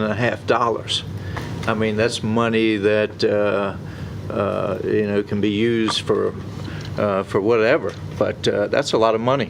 You pay us a tax rate. Absolutely. I guess one of it is a debate about. Part of the debate was what are you really saving? So. Is $1.5 million, is that a hard number?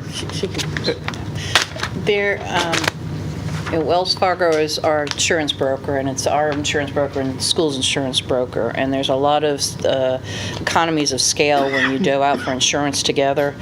When you have a risk manager, and our risk manager in the city has worked in different cities where he was the risk manager for both the schools and the city. There's a lot of efficiencies that you can get out of that. Yeah, I agree, Mr. Cherry. And also, as far as the risk management issue, we've gone back and forth over that. The school board gives legal and financial advice, and they have to follow that.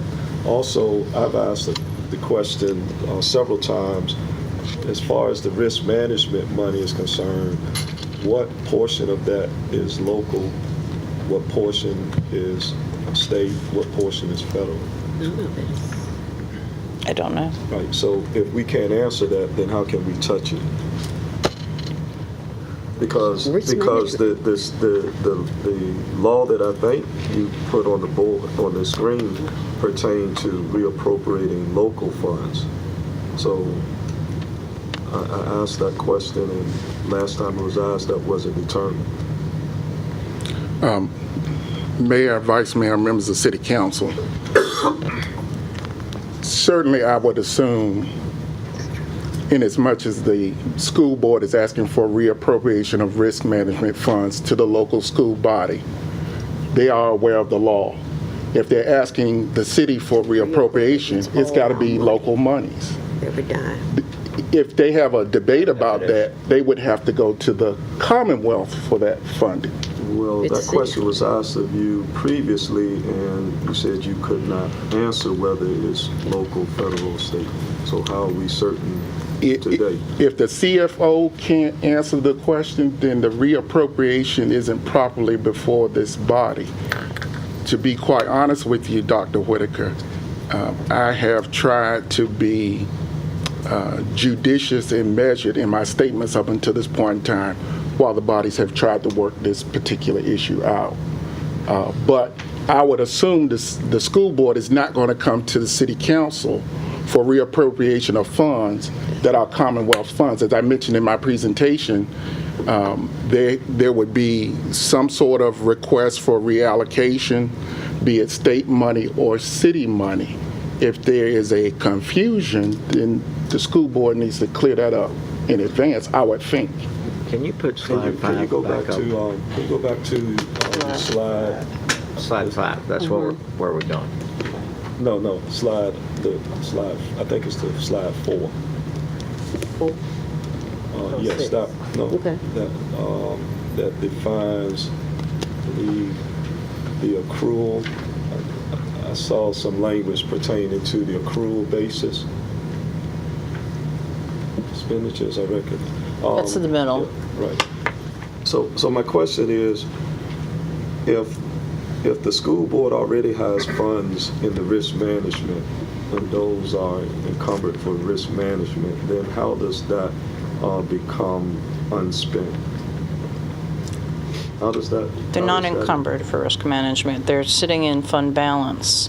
And the amount that's sitting in fund balance and risk management for the schools is much higher than that they actually need based on their claim history and based on their risk of exposure. Can you go to slide 5, Well, please? the question I'm asking for you, it says unexpended. Right. And I thought, well, you can, right. So if there are encumbered funds, then how are you calling that unspent under the code? Encumbered Because but it unpaid says at the end of the fiscal year is unspent appropriation. Right. It says it only allows you all sums derived from local funds unexpended. Right. But if an encumbrance has been encumbered, but the goods and services have not been received as of June 30th, then that encumbrance is not an encumbrance anymore, and it's an expense in the next fiscal year. Right, but So it's unexpended funds. yeah, well, And- that's been a debate on. It's an accounting rule. I mean, it's, Well, I think The grand jury wasn't. the legal councils have debated on that issue. well, this is the GASB interpretation that every local government body has to follow. Expenditures are recognized in the period that the associated liabilities incurred. So if you buy something June 30th, but you haven't received it, that expense is not that fiscal year, it's the next fiscal But year. has the liability been incurred? No, If No. things have been ordered No. under contract? no. I think that's an area of dispute. Can we go back to 5? slide 5. Oh, I'm sorry. And Frame I think 5. what I heard the city attorney say that because it's up there for a request to be reallocated, it's by definition then local funds. It is. Is that what you said? Yes. That's his assumption. No, it's- Well- That's an assumption, just was their request. Well, we can't appropriate the federal funds. We Right, can't- and that's why we were supposed to get a determination of how much was state, local, federal. Well, that's what he just said. The fact that it's up there with a request that those monies be reallocated by council, by definition, it is local money. Not necessarily. Just further that. Dr. Patton. Oh, I'm sorry. Mayor, Vice Mayor, members of City Council, as the city manager, and I bring to you, these funds that are before you are not state funds. They are not, they are local, they are funds that are local dollars that are coming back. The Risk Management Fund is not encumbered. It's a fund that sits there with the 5 million whatever in it. The city's Risk Management Fund is almost 7 million. At the Risk Management Fund that the city has over almost at 6.9 something million, it could encompass both entities. Both. And I just dealing with, with my fiduciary responsibility, I must tell you what it is. There are no state funds that I'm coming and asking the city council to reappropriate. That's against the law. I couldn't do that. Well, I think to try to strong arm the school board into defunding of risk management, the risk management fund, I just think that's a bad tactic on the part of this administration. I'm not in support of it. Also, the state textbook fund, does that involve city funds at all? No, those are textbook funds. So they don't have to come before us for reappropriation. Yes. They do. Yes, they do. State funds do have to be reappropriated back. We said that. So it's not just general or local funds. We have to send the state funds back and ask for reappropriation as well. Again, it's not clear. Is there anything that CUSAG bonds can fund to help relieve any of those numbers? This Certainly not the general fund. Educational It's got to be either the CIP. CIP, we could. It has to be But none of the projects for construction of qualified zone academies. It has to be reconstruction, it can't be new construction. It could be, we weren't sure about the facility study. That was not, the bond counsel said he wasn't sure about that one. But HVAC, roof repairs, computer systems, which the interactive whiteboards would be, could be done. But this $1 million, I think, if I'm not mistaken, they're restrooms and Classroom walls. In the yes. schools that have an open classroom. Those are eligible. And Dr. Bracy, where are the portables? That's for consensus on The portables. But that was supposed to come out of the risk management. That was part of the request that we sent. But the 1 point, or the portables that you're proposing for the school year 2019, which will take 2018, aren't they under educational project? No. No, that was in the general fund. That's not. That's just the they were- restrooms and the restrooms. classroom walls for those two elementary schools. The portables was the request that we made to come out of the risk management. The schools had 5.5. They asked for 4.6 to be back into the risk management fund, 252 to be CIP, and I want to say 636,000 to go back into their general fund for the portable. Oh, okay. Dr. Patton, you had your hand up. Did you?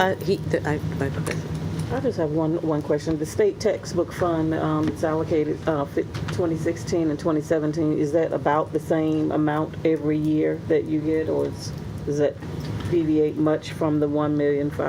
It varies based on the ADM at the end of March. So it's increased for this fiscal year. I think the projections this year is somewhere around 1.4, if I'm not mistaken. So in addition to that 1.4, if we have to use the fiscal year 16 and 17 monies, then we're still going to have to try to find some other funds if we're going to be able to purchase those textbooks. Any other questions? Do we have it in our briefing exactly what the breakdown that the schools asked for? In the CMRs. You've got them in your CMRs. I'm saying that there's in this briefing. It's in your CMRs. That's not actually within this briefing. Oops, I'm I sorry. think the answer's no. You're asking what, do we have all of Does Zach break out of what, This is- how the this is schools what ask they for some money to be asked for. reallocated? This is it, on page No, 5. but you just said that they asked for 4.2 of the risk management, go back to risk management, and some other amount that goes. Well, they asked for the whole thing to be reappropriated. No, where? So I'm asking. Okay, I did not put that on the That's right, slide. that's my question. It's in the CMR, though. We know exactly where they asked for it to go to. Yes. It's in the CMR, but I did not put it on the I slide. didn't put the whole, everything on CMR. Can somebody answer? The 4.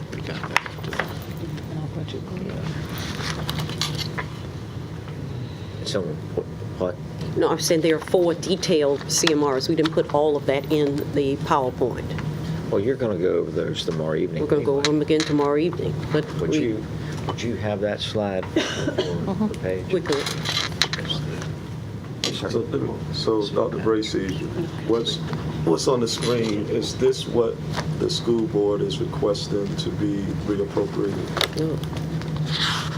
No, this is the recommendation of the city. I thought that's what. So I was asking where the money was going.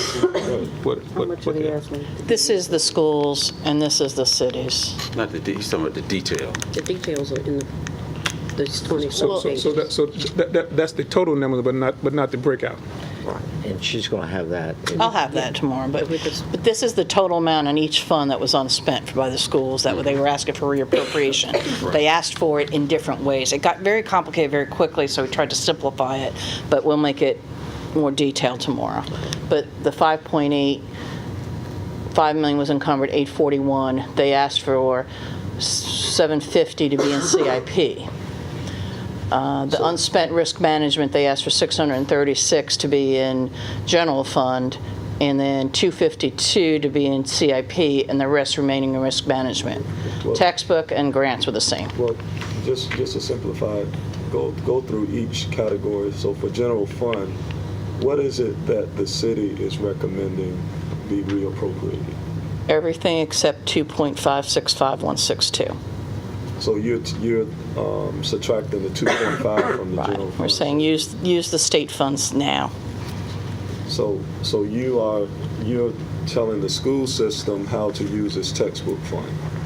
We're saying that they have state funds that they have sat there for 2 years, and they're using local funds. So how can you tell the school system how to use a state textbook fund? When they are limited by law and how it can be expended?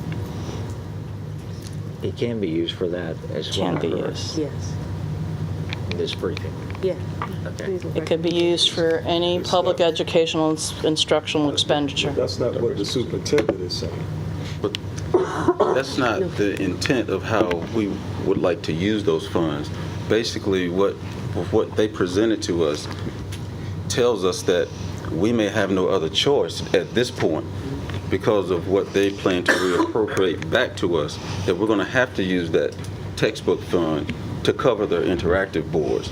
That's not what our intentions were. We wanted to use that money, and the reason we hadn't spent it because we knew we had allocations coming up, well, adoptions coming up this fiscal year. So we wanted to use those funds for that. I mean, and that's why we were asking for the reallocation of those interactive boards that was already encumbered to take care of that, so that we would have the 2.5 to cover the textbook adoption. It just appears that the administration is micromanaging the school's budget. Those are 2 funds now, the textbook fund and the risk management fund, which we are now seeking to micromanage. Now, we just had a presentation from ODU on poverty, and we have the superintendent mentioning that there may be some limitations on technology. And one of the major points that was just made was the technology gap that exists in those areas that have significant disadvantages. And now this council and administration is entertaining doing something that is inconsistent with this poverty task force recommendation. And so what's the point of doing this if we're not going to even take into account the issues that are being brought before us. It's micromanaging, and it makes the poverty task force appear like it's just window dressing, trying to make it appear that something is being done. And I would think that we would give deference to the superintendent of public schools instead of trying to micromanage the budget. And so I find this very troubling that we're going through this process. We haven't had this type of antagonistic relationship prior to this present administration, and I think it's just deplorable that we're even taking this much time to deal with this issue that represents, I believe, about 3% of the overall budget. Okay, thank you.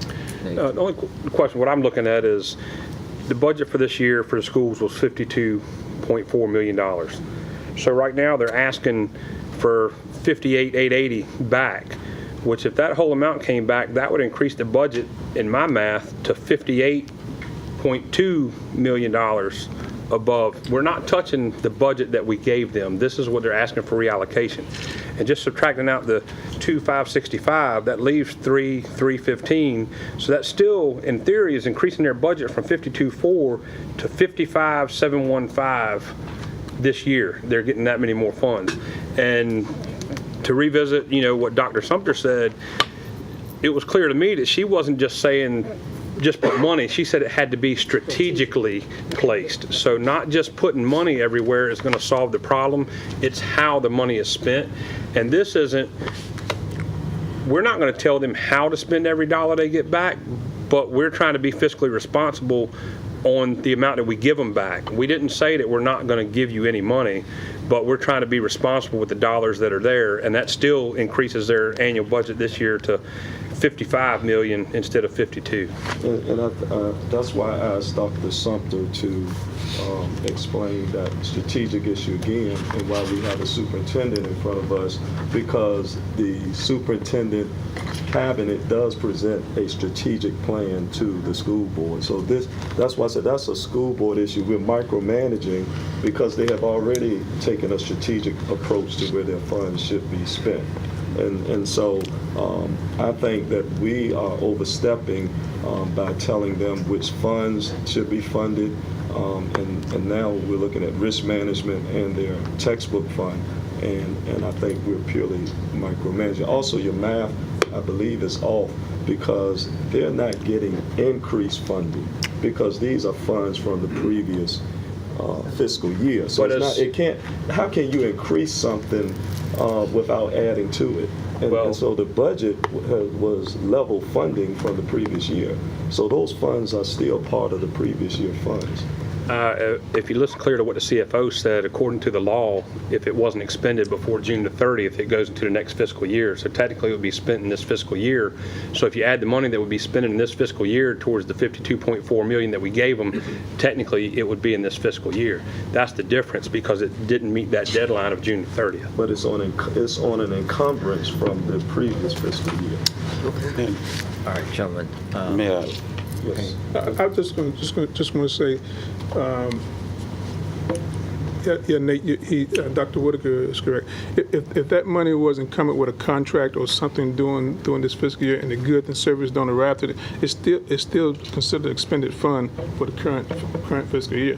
It's just the fact that some things are COD. You don't actually pay for them to deliver. But if a contract was let or those things were encumbered with some of the document before June 30th, then that money should be considered spent in this FY, in the previous FY.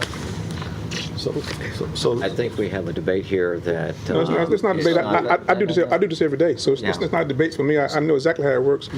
My fiscal year just ends on September 30th instead of June 30th for the federal government. So nobody can debate me on that one.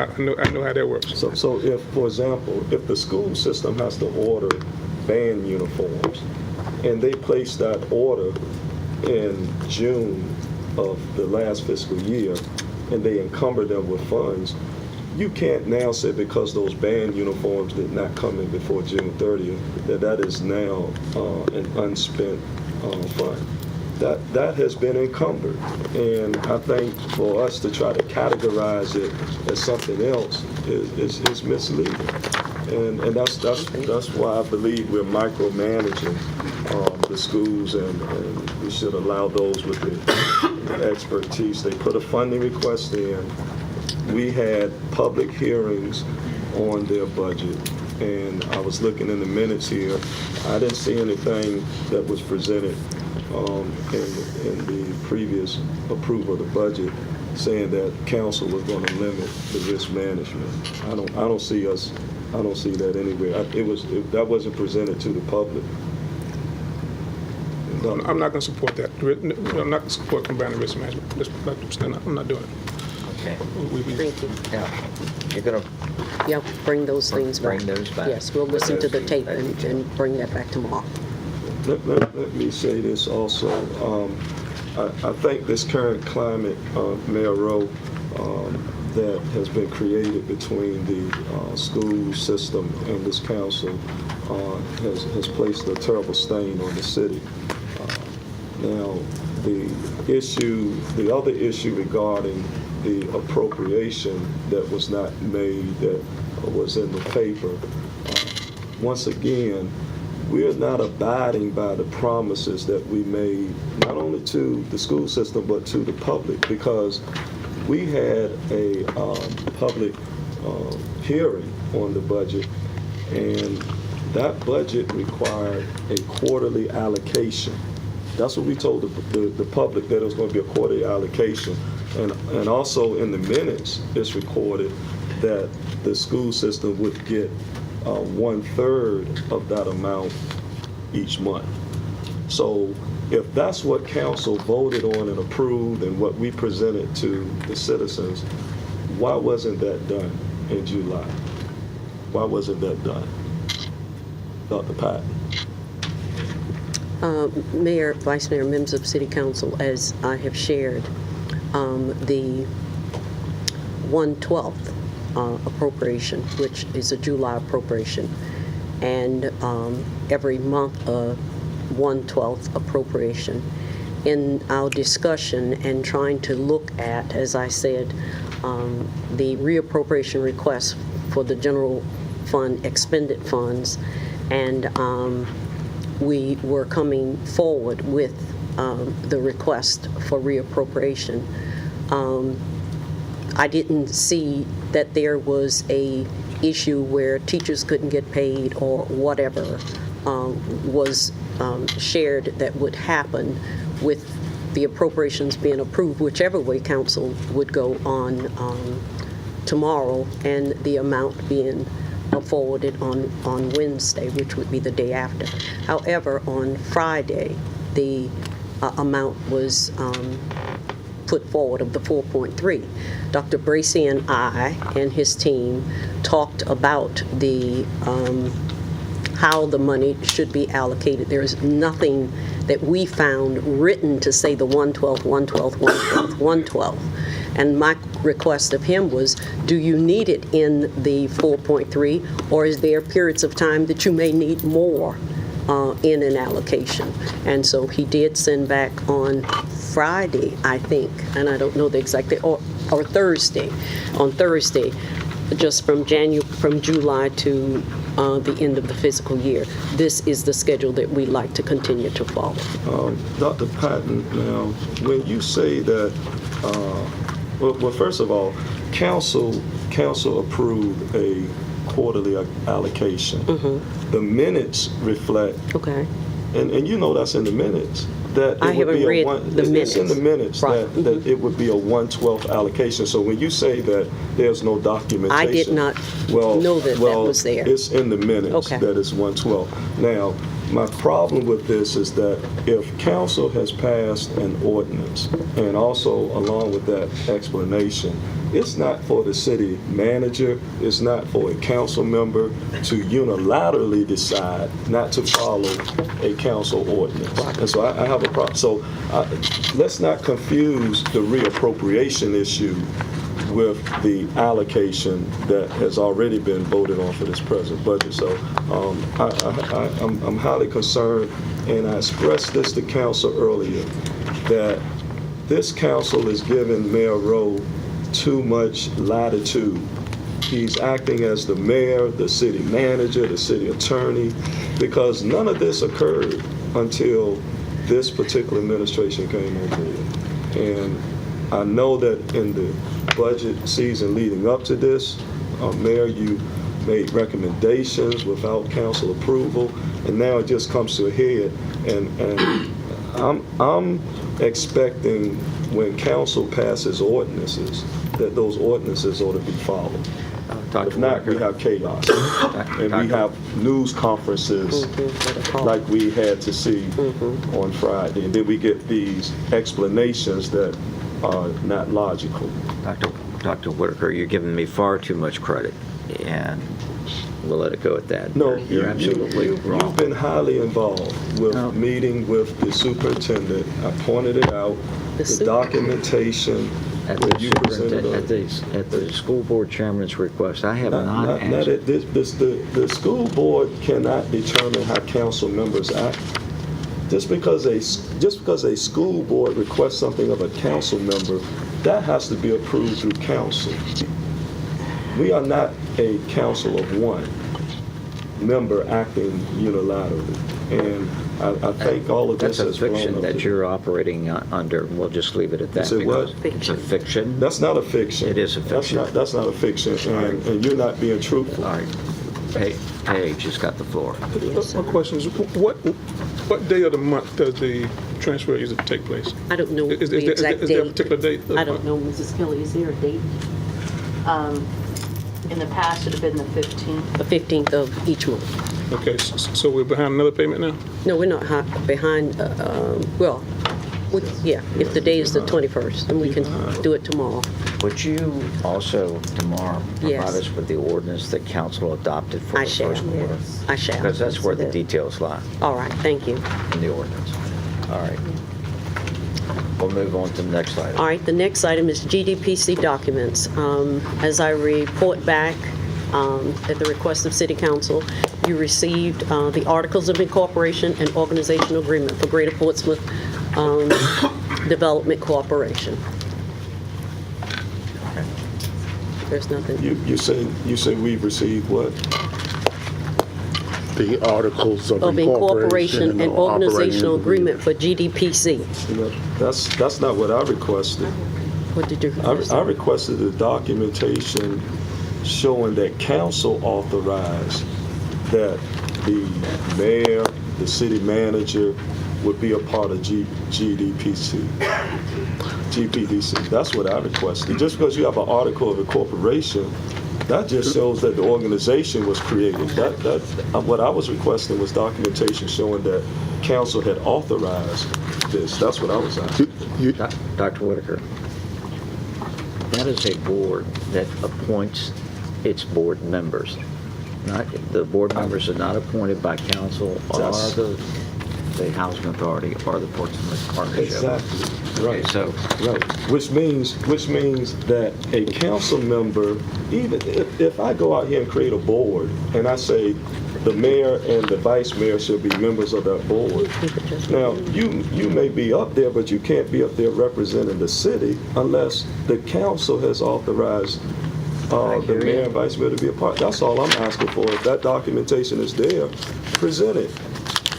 there should not be an issue, because if I asked you to reread the letter that I sent to GPDC, which I got, yes. No, that's listen to me. after the fact. That's not what I'm asking. I'm asking for. I have the floor. Would you listen? I've listened to you. Go right on. I've listened to you Go very right on. politely. Correct. Go right on. Okay. The letter that you may be making reference to that was sent over my signature to GPDC that said, if elected, and I'm paraphrasing, we're willing to serve. It did not say that we would be the representatives. You're missing my point. You're missing my point. When was GPDC created, according to the Articles of Organization? When was it created? September 2000. September 2000. Now, show me the minutes from Portsmouth City Council showing that the council authorized back in 2000 for the city to have representation on GPDC, and that there was a 1/3 interest by the city, a 1/3 interest by PRHA, and a 1/3 interest by Portsmouth Partnership. That's what I'm requesting. It has nothing to do with your letter. It predates you. It predates you. That's not what you just said, though. What is you're just- saying is that you wanted to see the evidence that said that these are the folks from the city that will serve on the board. Right. There has to be some authorizing act by council to authorize the mayor and the city manager to serve. No, It does. it's a self-appointing. No. So you're saying a citizen can go out here and create an organization and say that the mayor and the city manager shall serve on this board without council approval, representing the city's interests? Right. That Remember can't the happen. action that was taken by council at the last meeting? Well, let me ask legal counsel then, are there any authorizing documents showing that the city authorized for representation to be on GPDC? Dr. Whitaker, you have the, and you're not, if you're not referencing the vote that was taken, I believe, at the last meeting. I'm talking in 2000, when GPDC was created. There has to be some enabling act or something from council, some minutes showing that council agreed that the mayor, city manager will represent 1/3 interest of the city on GPDC. Dr. Whitaker, you have the agreement executed by, I believe, Tim Little, that was the deputy city manager. The PRHA executive at the time, I think it was Danny Cruz. Right. And someone representing, David Tench representing the other party. But that city manager can't act without council direction. Certainly. Right, that's all I'm asking for, certainly. that documentation. And so, if it's there, it's there. If it's and not. so you know, as well as others, depending on whatever that initial transaction was, if this was handled in closed session, you wouldn't have necessarily minutes on what was related to it. But I can tell you, well, let me add. But I can tell you there are minutes where this city council authorized funds for projects with GPDC, the approval of projects that had GPDC ownership. Now, that's not, you know, that's not the documentation that supports, because this is the issue. The city paid $7 million for that site. Okay? So now, according to that agreement, when that organization dissolves, each entity gets 1/3 of whatever the net profit is. My question is, how is it that an entity or entities that never paid anything into it get to share the taxpayers' dollars? How does a private organization that did not put any money into the organization ends up getting a 1/3 interest? Didn't the city, I wasn't here, Dr. Whitaker, but didn't the city enter into agreement on that $7 million? Yes. And isn't there language in that agreement that says that that $7 million comes back to the city once it's disposed of? I know that there has been language that there's a 1/3 interest that is shared. I think it would be useful to look at that agreement again. I was not with the city, neither were you. We need to know that. We gave the books to you. We provided you all. But I don't know if I answered what the mayor just said, or what he said. He said it was something that said when disposed of, it comes back to the city. Dr. Whitaker is saying that there's something that says 1/3 comes to the city. So I think that so we got the whole thing comes back to the city. yeah, that's what you're saying, but that's not what Dr. Whitaker said. So I'm saying somewhere in there, we need to figure out which one of those is right. Well, the agreement that you're talking about, I think, says when it's dissolved, this is how the assets are divided. Okay, well, it's not going to be dissolved because we've already taken action for that. So that's not the issue on the. Please listen. Allow me to speak.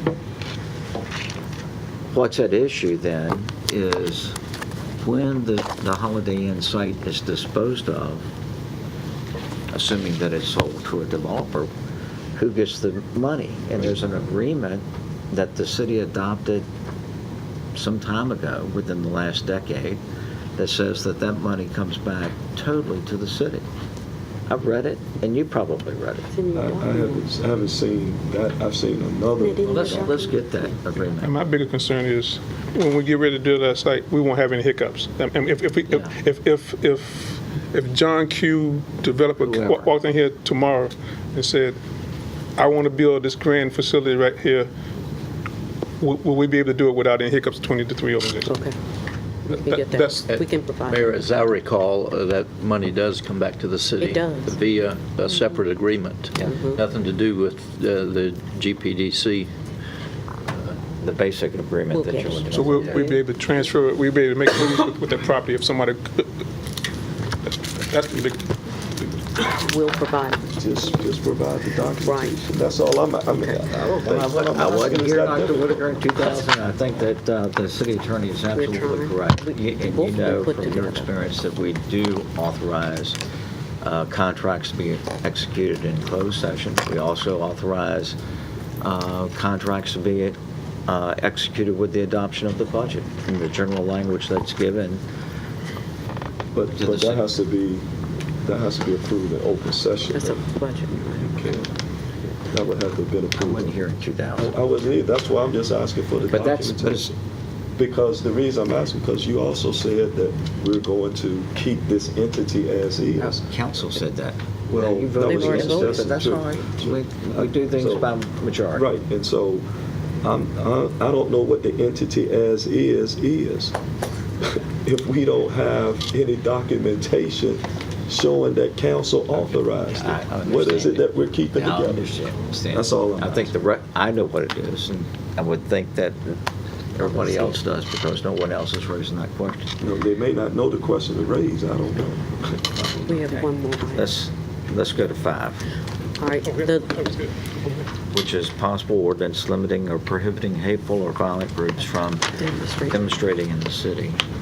Dr. Whitaker, you asked us to. Yeah. First of all, I know that all of us were greatly disturbed by the events in Charlottesville and that have happened in other cities. The pilot misquoted the email that I sent, and I just want to make sure that the public is clear in council. I did not say that we need to pass an ordinance to keep racist organizations from protesting in the city. I never said that. My email is clear to that. I know that's a violation of the First Amendment. My constitutional law professor was David Goldberger. David Goldberger was the Jew who represented the National Socialist Party of America in the case of the National Socialist Party of America versus the village of Skokie, which many of you will remember as the Skokie case. Yes. He was a Jew who fought for the right of the Nazis to march. David Goldberger. And so I know very well that that's not what I requested.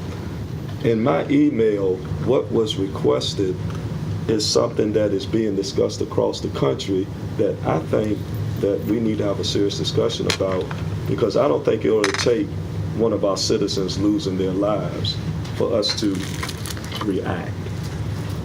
These groups have a right to march and they have a right of free speech.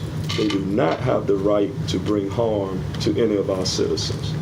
And what I was requesting was that we take a look through legal counsel, and I know it's being discussed at the governor's level of how we can limit permits.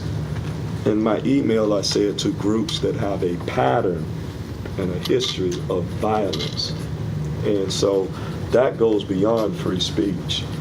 So if a group comes and shoots one of our citizens and then they come and apply for another parade permit and we know they have a history of violence, it would seem there's some way that legal minds can come together to limit those type of groups. Because you were misquoted, or you say that you're misquoted, Well, would you yeah. want to read the... Yeah, well, the email. Would you read the whole email? Yeah, it said, given the tragic events in Charlottesville and other issues across the country involving white supremacists, white nationalists, neo-Nazi, and other hate groups with a history and pattern of perpetuating violence on citizens. Okay.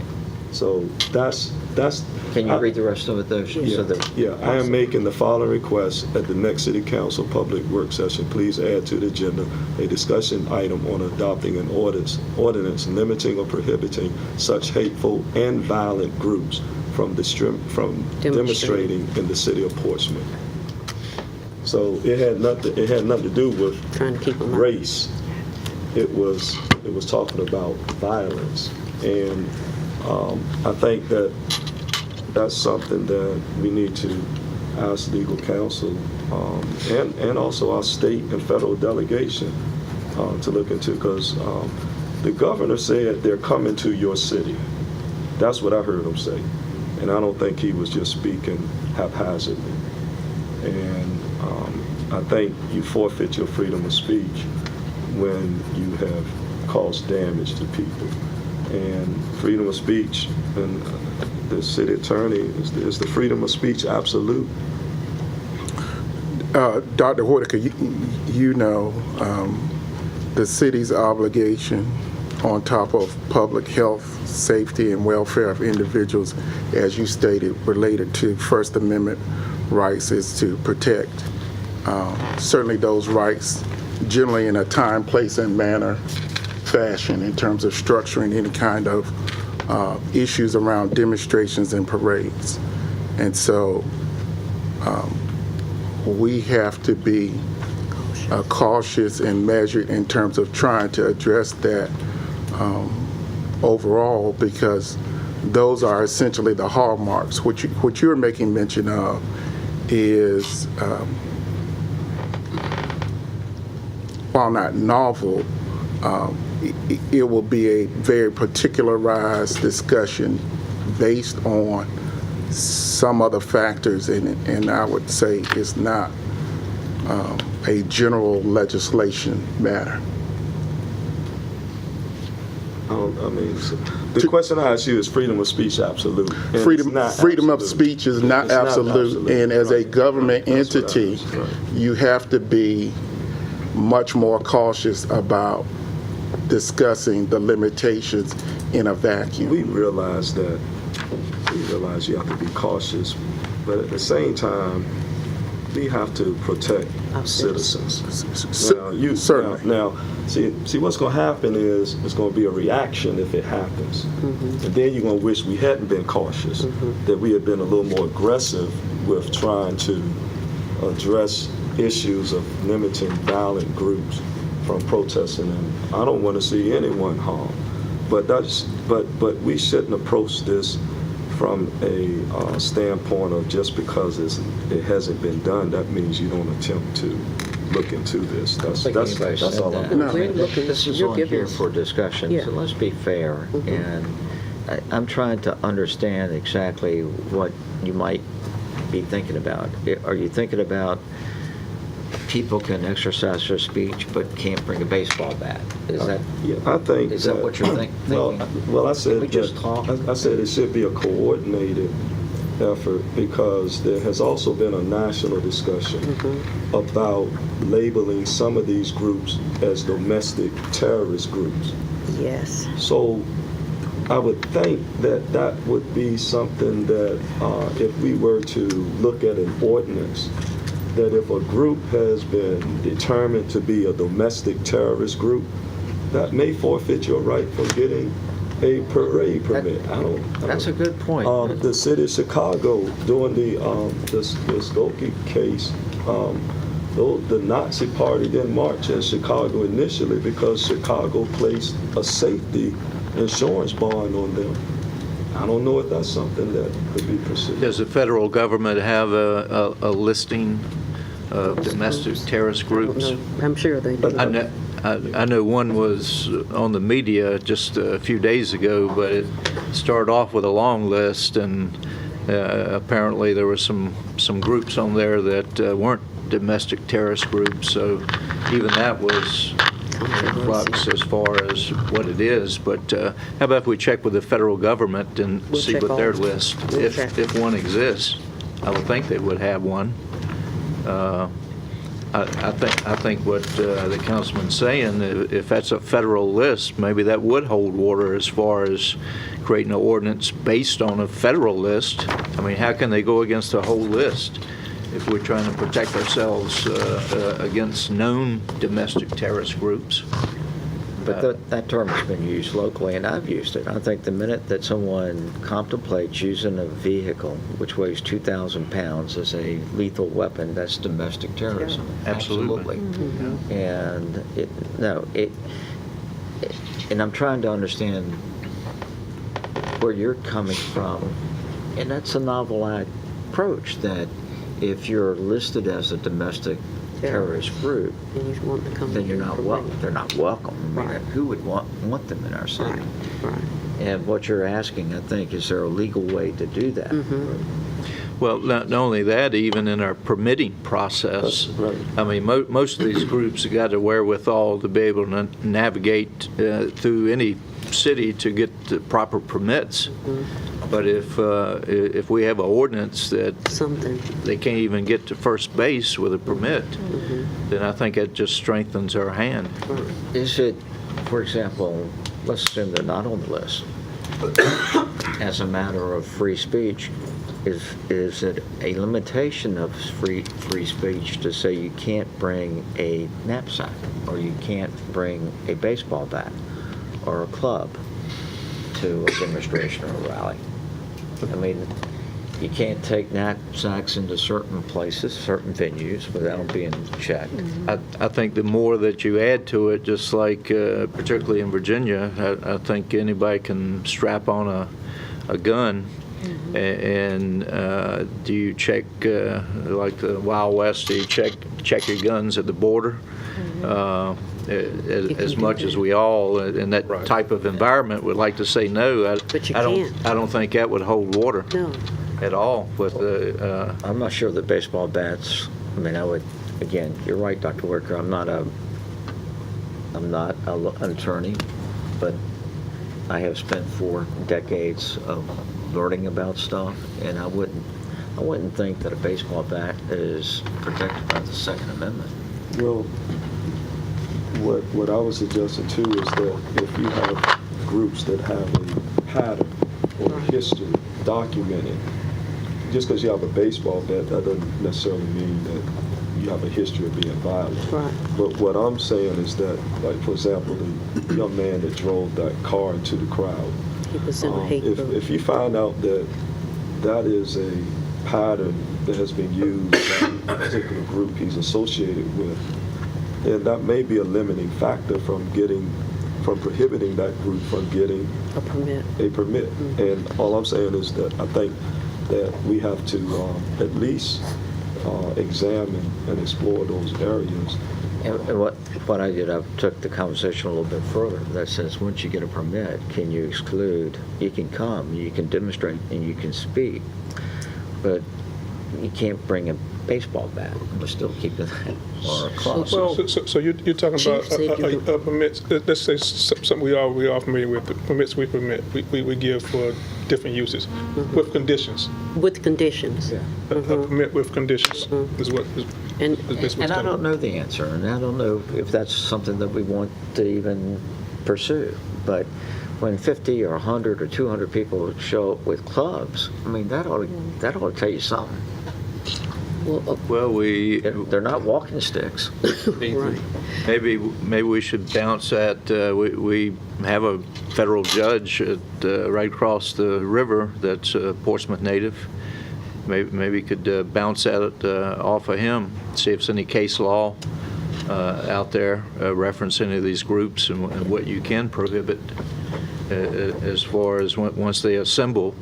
To me, if I see a group of people with baseball bats, I'm going to be as concerned with that as I am with them having guns strapped on their. Well, I think now that the governor is having a discussion on this, I was just suggesting that we should have some voice or show some leadership in trying to protect our citizens from these things happening. Hey, Jay had your hand. Yeah, you know, I've seen some of these other issues that some of these extreme groups that have tried to speak at colleges and places, and there was one college that denied them, said, well, you're not coming now, because they were afraid of the impending actions, and they went to court, and the judge told them they had to allow them to speak at their college, you know, and that's kind of what we're trying to do. And unfortunately, I think, you know, the freedom of speech is still going to be there, and because anybody has the right, you know, to peacefully demonstrate. And it doesn't matter what the group it is, when they cross that line is where the problem comes from. And it doesn't, you know, you can't take that guess. They could come under a pseudonym. They could say, hey, we're whoever, and apply for a permit under that name. But I still don't, you know, problem is, I don't believe that's going to be enforceable. I think we have to let them come. But the problem is when they cross that line. And I'm just like everybody else. If we could prevent them from coming here, I'm all for it. I've been in a riot situation before, and it's not a lot of fun, I'll tell you. So we definitely don't want that here, and I agree if there's a way we can prevent them. I just think it's going to be very hard to do with their freedom of speech. I think we'll have to allow them to come, because it doesn't matter the group, it doesn't matter their mission. It's once they cross the line, and you know, the riot I was in Virginia Beach. We had a smaller situation here in the city. It doesn't matter where it comes from or who it does. It's once they do a criminal act, it's just like, you know, I see things different because I've had to work in them. And, you know, we had individuals, you know, a year ago that blocked the tunnel. And what was the biggest concern for me was for the citizens. If we had a trauma patient from this city in an ambulance that needed to go to Norfolk General Hospital for urgent trauma center care and they couldn't make it there, that could be a death sentence for the citizen in that ambulance. So I was not against a group, you know, peacefully talking about whatever they want to talk about. That's great. But I don't care the group. Once they cross that line, then it becomes a police action, because then it's the safety of all of our other citizens who we need to protect. Well, I think, too, we're talking about a potential list from the federal government of known terrorist groups. And there's probably even a difference among that, groups that spew hate. That, I think, you start getting into the free speech. As much as we don't want to hear it, they got a right to spout off and spread their hate. But like you say, it's when they cross that line, I think you have to be prepared to deal with it quickly. And I think, too, that not trying to do something about it, that sends a message as well. It invites those type of actions because it gives the appearance that it's acceptable. But at least putting up some resistance, you might get sued. Well, I think we all made the consensus that we want the same thing, and that's what I responded back into the email, that we take a united stand, some kind of, you know, front for our citizen group by, you know, letting them know that our council, their elected body, supports safe cities and any type of groups that would come by the wearing of a ribbon. I think we can know what the color ribbon is or whatever it is, whether we stand and make a voice, make it known that we as a body are united in not letting it happen, and then whatever steps we need to take, whether it's with Council Ashby or if we go to the federal judge level, what are our next steps since we all are united on moving forward. Here's the thought. Would you all, and I'm just putting this out there, it's only an idea. I went to Richmond on Friday for the Virginia Municipal League Legislative Committee. And in the package was a resolution that I think the city of Fairfax adopted, which expressed that feeling of sorrow and solidarity with Charlottesville and condemned the action. Could we consider adopting a similar resolution tomorrow night so that it does exactly, I mean, starts the conversation. But if you're looking for formal action immediately, it says we condemn it. Right. It's not Very welcome good. here in Portsmouth, and it's not welcome anywhere in the United States. I've got that resolution, but not with me. It's at home. We can get it, and we Y'all could can do get it. that. Would you all be interested in I think that we need to condemn it Yes. publicly. yeah? Yes. Sure. And All right. council, Can we agree to We can have ask the city manager and the city attorney to draft such a We'll get- resolution, and that we put it on the agenda? city council's Yeah, agenda. but bring it to the work session so we can look at it. If you would, once they have a draft, if you would make it public so that Yes, the public I'll would put it see it.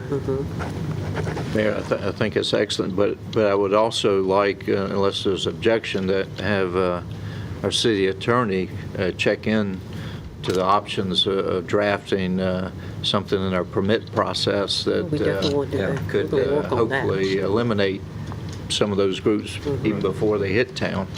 And I'm glad you brought that up, because that's what I was going to ask.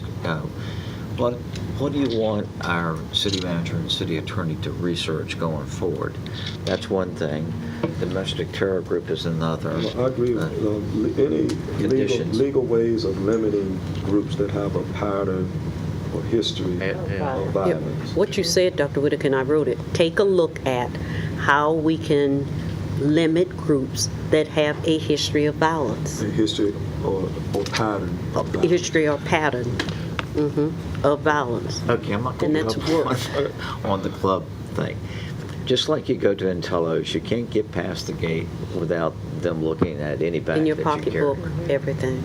Is there, and I like the way you expressed it, is there any way that once they pass the test on, they're not a terrorist, they're not this, they're not that, can you grant a permit with conditions that says you can demonstrate, you can rally, you can assemble, but you can't break a club? And that's a question that I think you I can. mean, that's an interesting point, because we limit in the council chambers, you can't bring, what is it, a sign? There's some Signs, limitations. yeah, you can't have bring in council signs in chambers. there. You can't Right. bring a sign. Right, So, We put conditions on all our permits, just Yeah. about. So, right. So can you add that to the list of things that you would? Yes, Certainly. yes, we can. The other thing, if I may, Councilwoman's Lucas Burke back last week asked, could we have a ribbon? And the ribbon that memorialized Heather Hay is purple. And so we've already had the purple ribbons made with pins. So we could issue those and give them out tomorrow night to our citizens. And The national conversation changed. yes, We need, I agree with you, Dr. Whitaker, we need to say it publicly. And I think it's so important that we rearrange the agenda and put that resolution as the first thing that we consider. okay, And then we can put those ribbons on.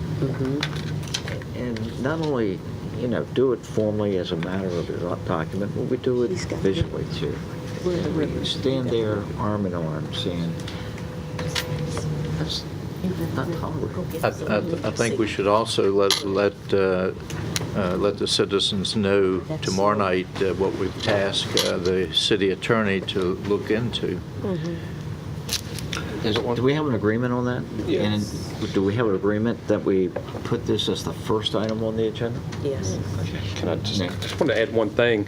As far as the groups that have done violence, I think that's great, but I think we can take it a step further and more like wording of lawlessness, because a lot of times destruction of property, they might, go through and destroy a city, and that's not necessarily violence, but sometimes that starts that way and leads to violence. So if we could just make that a little broader, if they went through and tore somebody else's city up, we sure don't want them here.